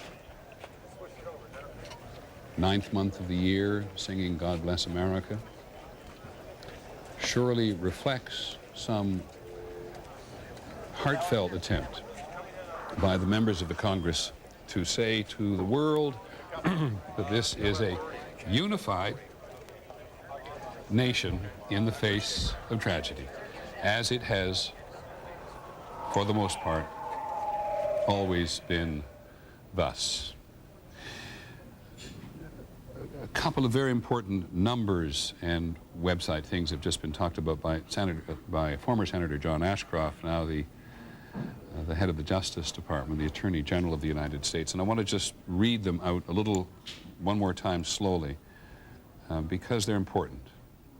The first, as the Justice Department in general and all of the intelligence agencies led by the FBI in this case begin to troll for information as to who may have perpetrated these acts of terror and horror, the Attorney General offers a website. If you have a pencil or a pen, it's www.ifccfbi.gov. As I expected someone to make a graphic. Thank you very much. And this is a telephone number coming now, which I think many people in the country will have been desperate to hear. It's the first time we've heard it today. This is a Victims of Crime hotline, which the government has established, and it is 1-800-331-0075. 1-800-331-0075. And this is particularly for people who may have had family, primarily for family, relatives, who they fear for in either the attacks on the trade tower or at this point, as we know, in the Pentagon, because we haven't had a number from the Pentagon yet, and certainly on the aircraft, on which 266 lives, we estimate, were lost today. To call in, leave a contact number, and then somebody will get back to you. And that'll be one of those hellish waits that people have to go through when they know or suspect that they're relatives. And we've been getting messages here from people all over the world at the moment who believe they had a relative or contact, particularly a relative, involved in the violence of today. Getting dark in New York City, of course. It's about 7:30 Eastern Time. The days are getting shorter everywhere in the country. We want to try to give you a little bit of a sense of the country now in two reports that we have prepared for World News Tonight, and clearly didn't get on because so much was happening at the moment. The first is from Erin Hayes, who's our correspondent based in Atlanta, and this is what she finds today, if one could call it the mood of the South that she has discovered. Read all about it. There is, rippling across this country, Suicide bombers, suicide bombers. Great fear tonight. This attack was on every American. I can't believe it. And it's so sad that it's come to this. The first thing I thought of this morning when I saw that was Hiroshima, Pearl Harbor, all over again. The horror of it. And thinking that we're headed for World War III. I want to go home to my family right now. That's what I want to do, get close to my kids. We were seeing things we have never seen before, not just on our TV sets, but signs all around that this is as serious as it gets. At the airports is where it was most obvious, the national confusion. I'm really scared. I feel helpless. Paralysis. All the lines on the cell phones are all busy. Planes making their way to the first airport in sight. Unloaded passengers stunned to find themselves in places they had no plans to be, unsure what to do. I'm just totally shook up right now because we were in the air when it happened. We're not told anything about it. They said good luck, sleep in the airport. And in city after city, anxious officials evacuated one building after another. Our boss just finally came and told us, just go ahead and leave. Not because of actual threats, but because no one knew what might be next. There is a war here now. We are a nation now on high alert, not just militarily, but psychologically, shaken on every level. Just waiting. For what? To see if anything else is going to happen. To see if we're going to be attacked here in Atlanta. It's a very strange feeling to be so threatened. The uncertainty set in motion a wave of shutting down across the nation. Not just the obvious, government buildings, but malls in Georgia and theme parks in Florida. Due to unforeseen circumstances, the Magic Kingdom is now closing. And schools everywhere. Our military at home and around the world. And in those classrooms still in session, you could hear the anxiety of the youngest generations, for whom this kind of attack had been limited to their history lessons until today. They hit the Pentagon. It's a slap in the face. It's the nerve center of our military, and they hit the Pentagon? What is that? I always thought America was like my superhero, like nothing could harm America. I mean, America is everyone's defender. This is an attack on our generation. It is an attack on our culture, our system, our values, what we do. There is a growing sense tonight that what we do now will truly define us as a nation. I'd hate to see panic, because then whoever did this will win, and we can't let them win. We are Americans, and I'm glad I am an American. We need, we just need to come together, and I think we will. It will take that and much more in the coming days to see the nation, the entire nation, through this. Head that way. Erin Hayes, ABC News, Atlanta. One never thinks of a citizen as being an ordinary citizen, but from those citizens, three expressions at least which are worth holding.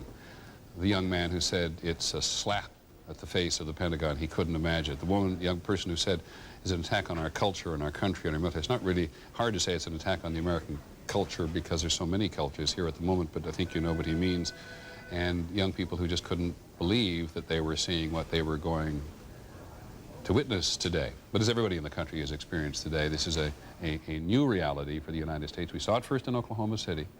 We've seen it in any number of threats and the growing security that has been involved with our public life in the last several years, but nothing like this. So now go to California, where a similar report for us today from ABC's David Wright.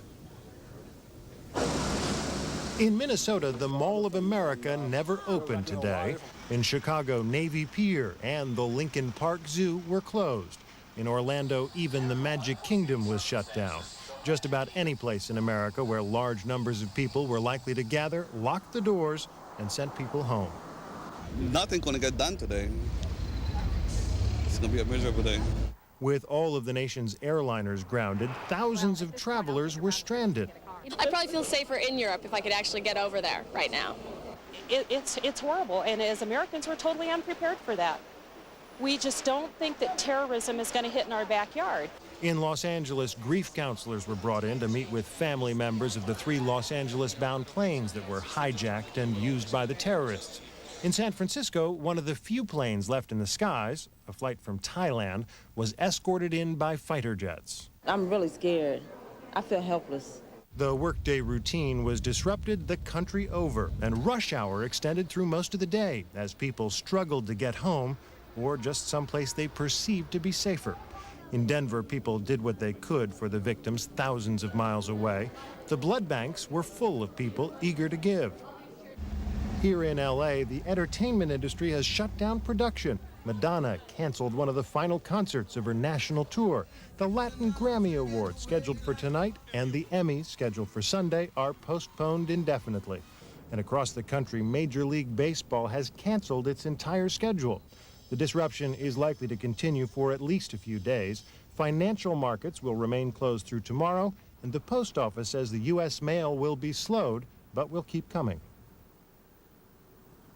From California on another part of the country, from Minnesota out to the west. There are no time zones in the country today. One thing that David Wright mentioned there about baseball canceling game, this is the first time since the D-Day invasion that Major League Baseball has canceled all of its game. The first time since D-Day in the Second World War that Major League Baseball has canceled all of its game. I was very struck earlier today by what David McCullough, the noted and popular and wise historian said when he said it's warfare 21st century style, and reminding all of us in the country who listen and read him that we haven't seen such destruction as this on our home ground, as he put it, since the Civil War. And one girl in that report saying, of course, Americans in many cases are just simply not prepared for this. ABC's Dean Reynolds is in Chicago today. And Dean, I don't quite understand what it is you have, and we'll come back to the mood of Chicago in just a moment, but there was another incident involving a plane today. That's right, Peter. They didn't know it at the time, but the pilot and all of the passengers aboard TWA flight number 3, bound from New York's John F. Kennedy Airport to St. Louis, came perilously close to one of those planes that crashed into the World Trade Center. So close that New York Air Control told the TWA jet to take evasive action to avoid a collision. You dodged one of the aircraft that hit the tower? Well, he was up there whenever we were coming from New York, so what we had to do was, they were not talking to him, and he was changing his heading and his altitude, so they just cleared us to deviate however we had to stay away from him. It was right after they had taken off, and the passengers were horrified. I thought we were going to crash. I thought the plane was going to crash, because when we took off, the plane kind of went down and came back up, it was kind of shaking. And it wasn't your normal taking off routine. And then you could just see like a plane that just kind of just bypassed us really close. And I said maybe it was just a mere miss. We had him in sight, so it was a nice day in New York. We were out of the clouds, which helped a lot. So we just, dodged him. As the TWA jet ascended, others aboard said they could see a terrible sight below. Then when we got really high up, our brother's a fireman, and so I said, doesn't it look like the Trade Center's on fire? And he says, yeah, it does. It looks like a big fire. Now, the passengers told us, Peter, that after consulting with the pilot, the flight attendants pushed the food trays up against the cockpit door, apparently to guard against a possible hijacking. In any event, the plane continued on uneventfully until it was ordered to land at Dayton, Ohio, and it landed safely. Stay with me for just 1 second, Dean, because if you weren't with this all day, there was a time this morning when the Federal Aviation Administration, first of all, didn't allow anybody to take off, and then ordered all planes in the air over the United States to land immediately at the nearest airport, which was how a plane which begins in New York and is going west ends up in Dayton, Ohio. Dean, now can we just talk a little bit about Illinois and the central part of the country? One of the very first things that happened today was the Sears Tower in Chicago was closed. What else happened there, and what other sense of that part of the country do you now have? Well, I got to O'Hare Airport shortly after the attack on the World Trade Center, and of course it was basically a ghost town, except for everybody standing outside the airport waiting to get cabs elsewhere because nothing was going out of the airport. When I got into town, again, there were very few pedestrians. It was almost all police walking along the sidewalks, checking all of the state, federal, county buildings to see if there were any bombs. The police were checking to see if there were any missing buses or trucks. It was very tense here. Now, as the day has progressed, it looks as though life is returning to normal here, at least in Chicago, in the Loop area. Thanks very much, Dean Reynolds in Chicago. We'll come back to you just to give you again some sense of the magnitude of this. The Reuters news agency reporting out of Toronto tonight makes the point that the tarmacs of airports all across Canada, from Vancouver in the west to Goose Bay and Labrador, jumping off spot if you're going to Europe, are crowded with aircraft which are either moving back and forth across the United States or across Canada or going to or from Europe. We're just all told to land. And so in all of those airports tonight, there is a huge number of aircraft, and the FAA is simply going to keep them on the ground at least for the next 12 hours and maybe longer. There was a passenger on a Northwest Airlines flight which was bound for Detroit and which was ordered by the FAA or their company to divert to Vancouver. The captain on board told the people that there was a mechanical problem. It wasn't a great issue. But they're going to Vancouver. When they got on the ground, he apologized to them for lying to them under the circumstances. It seems like the obvious thing to do. But all domestic flights in Canada were canceled as airports were closed down because nobody had the vaguest idea whether or not there was something else going on up there. And earlier today, you may recall that we heard the British Prime Minister, Tony Blair, talking about this, and it wasn't long before he, I don't know of any other European city involved, but certainly he ordered that aircraft should not be allowed to fly in the airspace over London. And so this was repeated time and time and time again in a variety of places. But in just one place, St. John's International Airport in Newfoundland, which is a pretty small place, has taken in 27 aircraft today with 5,000 passengers. That may be St. John's, New Brunswick. I'm not altogether sure it's St. John's, Newfoundland, St. John's, New Brunswick. And it may be either in New Brunswick. You just get some sense of aircraft just being ordered to bail out from wherever they're going and to get on the ground. John Nance, our aviation analyst, is with us. And John, it's probably you should be talking much more about this than I am. But add some more to this general overall air crisis today. The only time, Peter, that we have ever in our history, certainly in the jet age, ever had a situation in which jetliners were parked all over the place was in the air traffic control strike of 1981, when we had basically a cessation of services by most of the air traffic controllers, but not all of them. Even then, there were still flights flying. This is unprecedented except for that time in history, and even going back into the latter days after World War II, I'm not aware of any time that we put all the air traffic on the ground.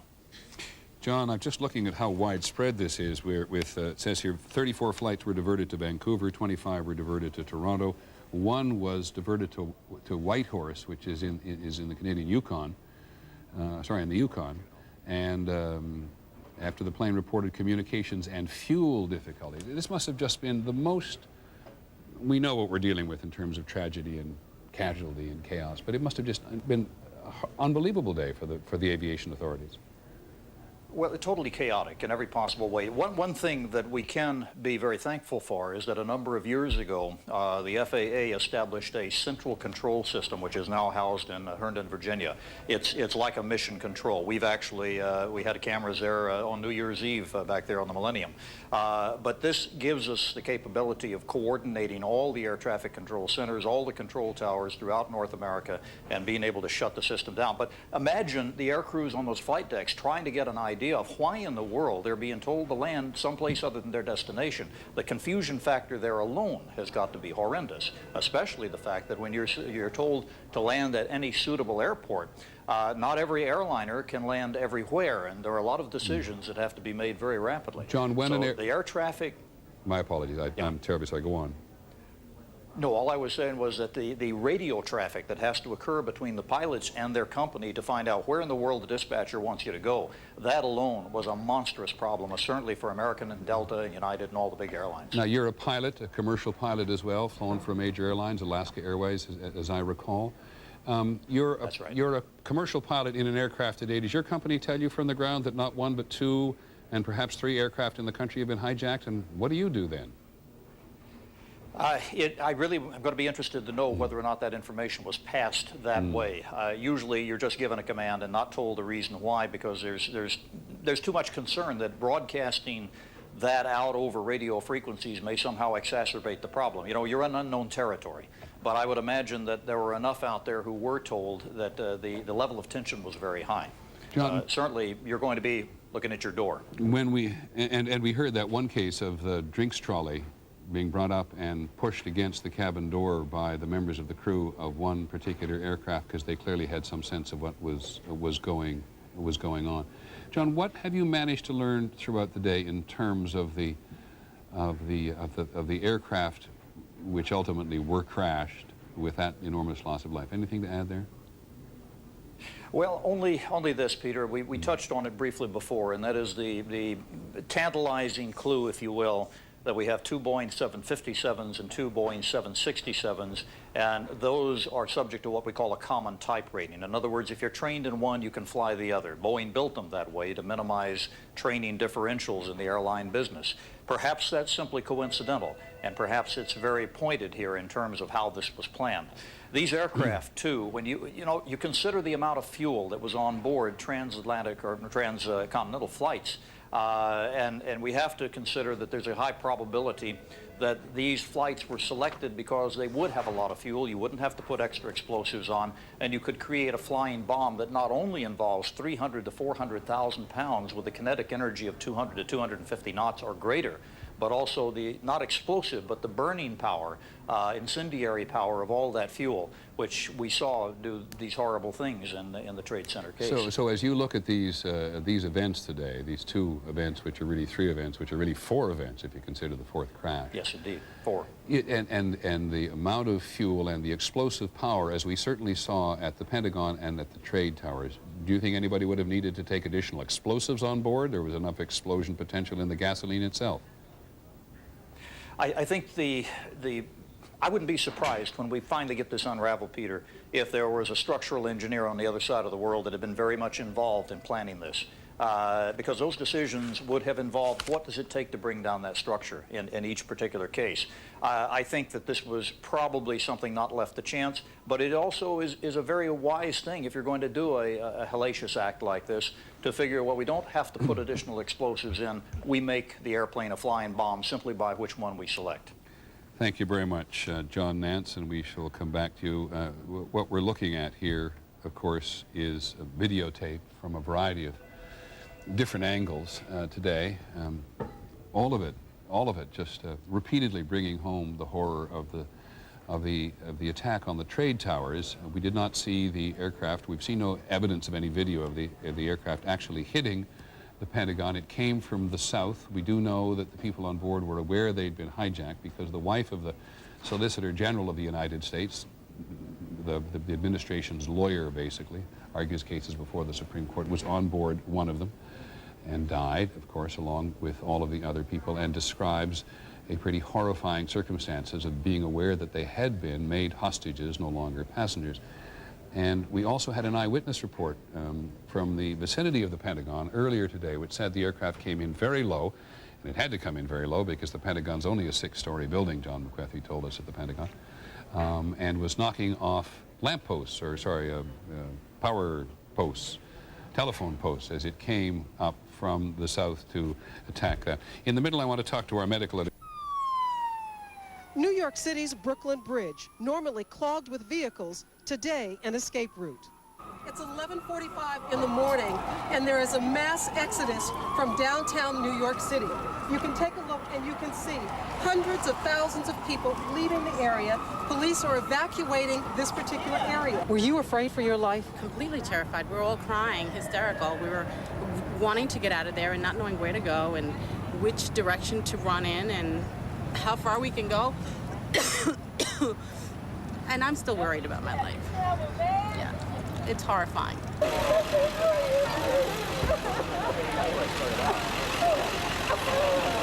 Putting civilians on the bus, get on if you want. Another sign of how quickly people deserted the area.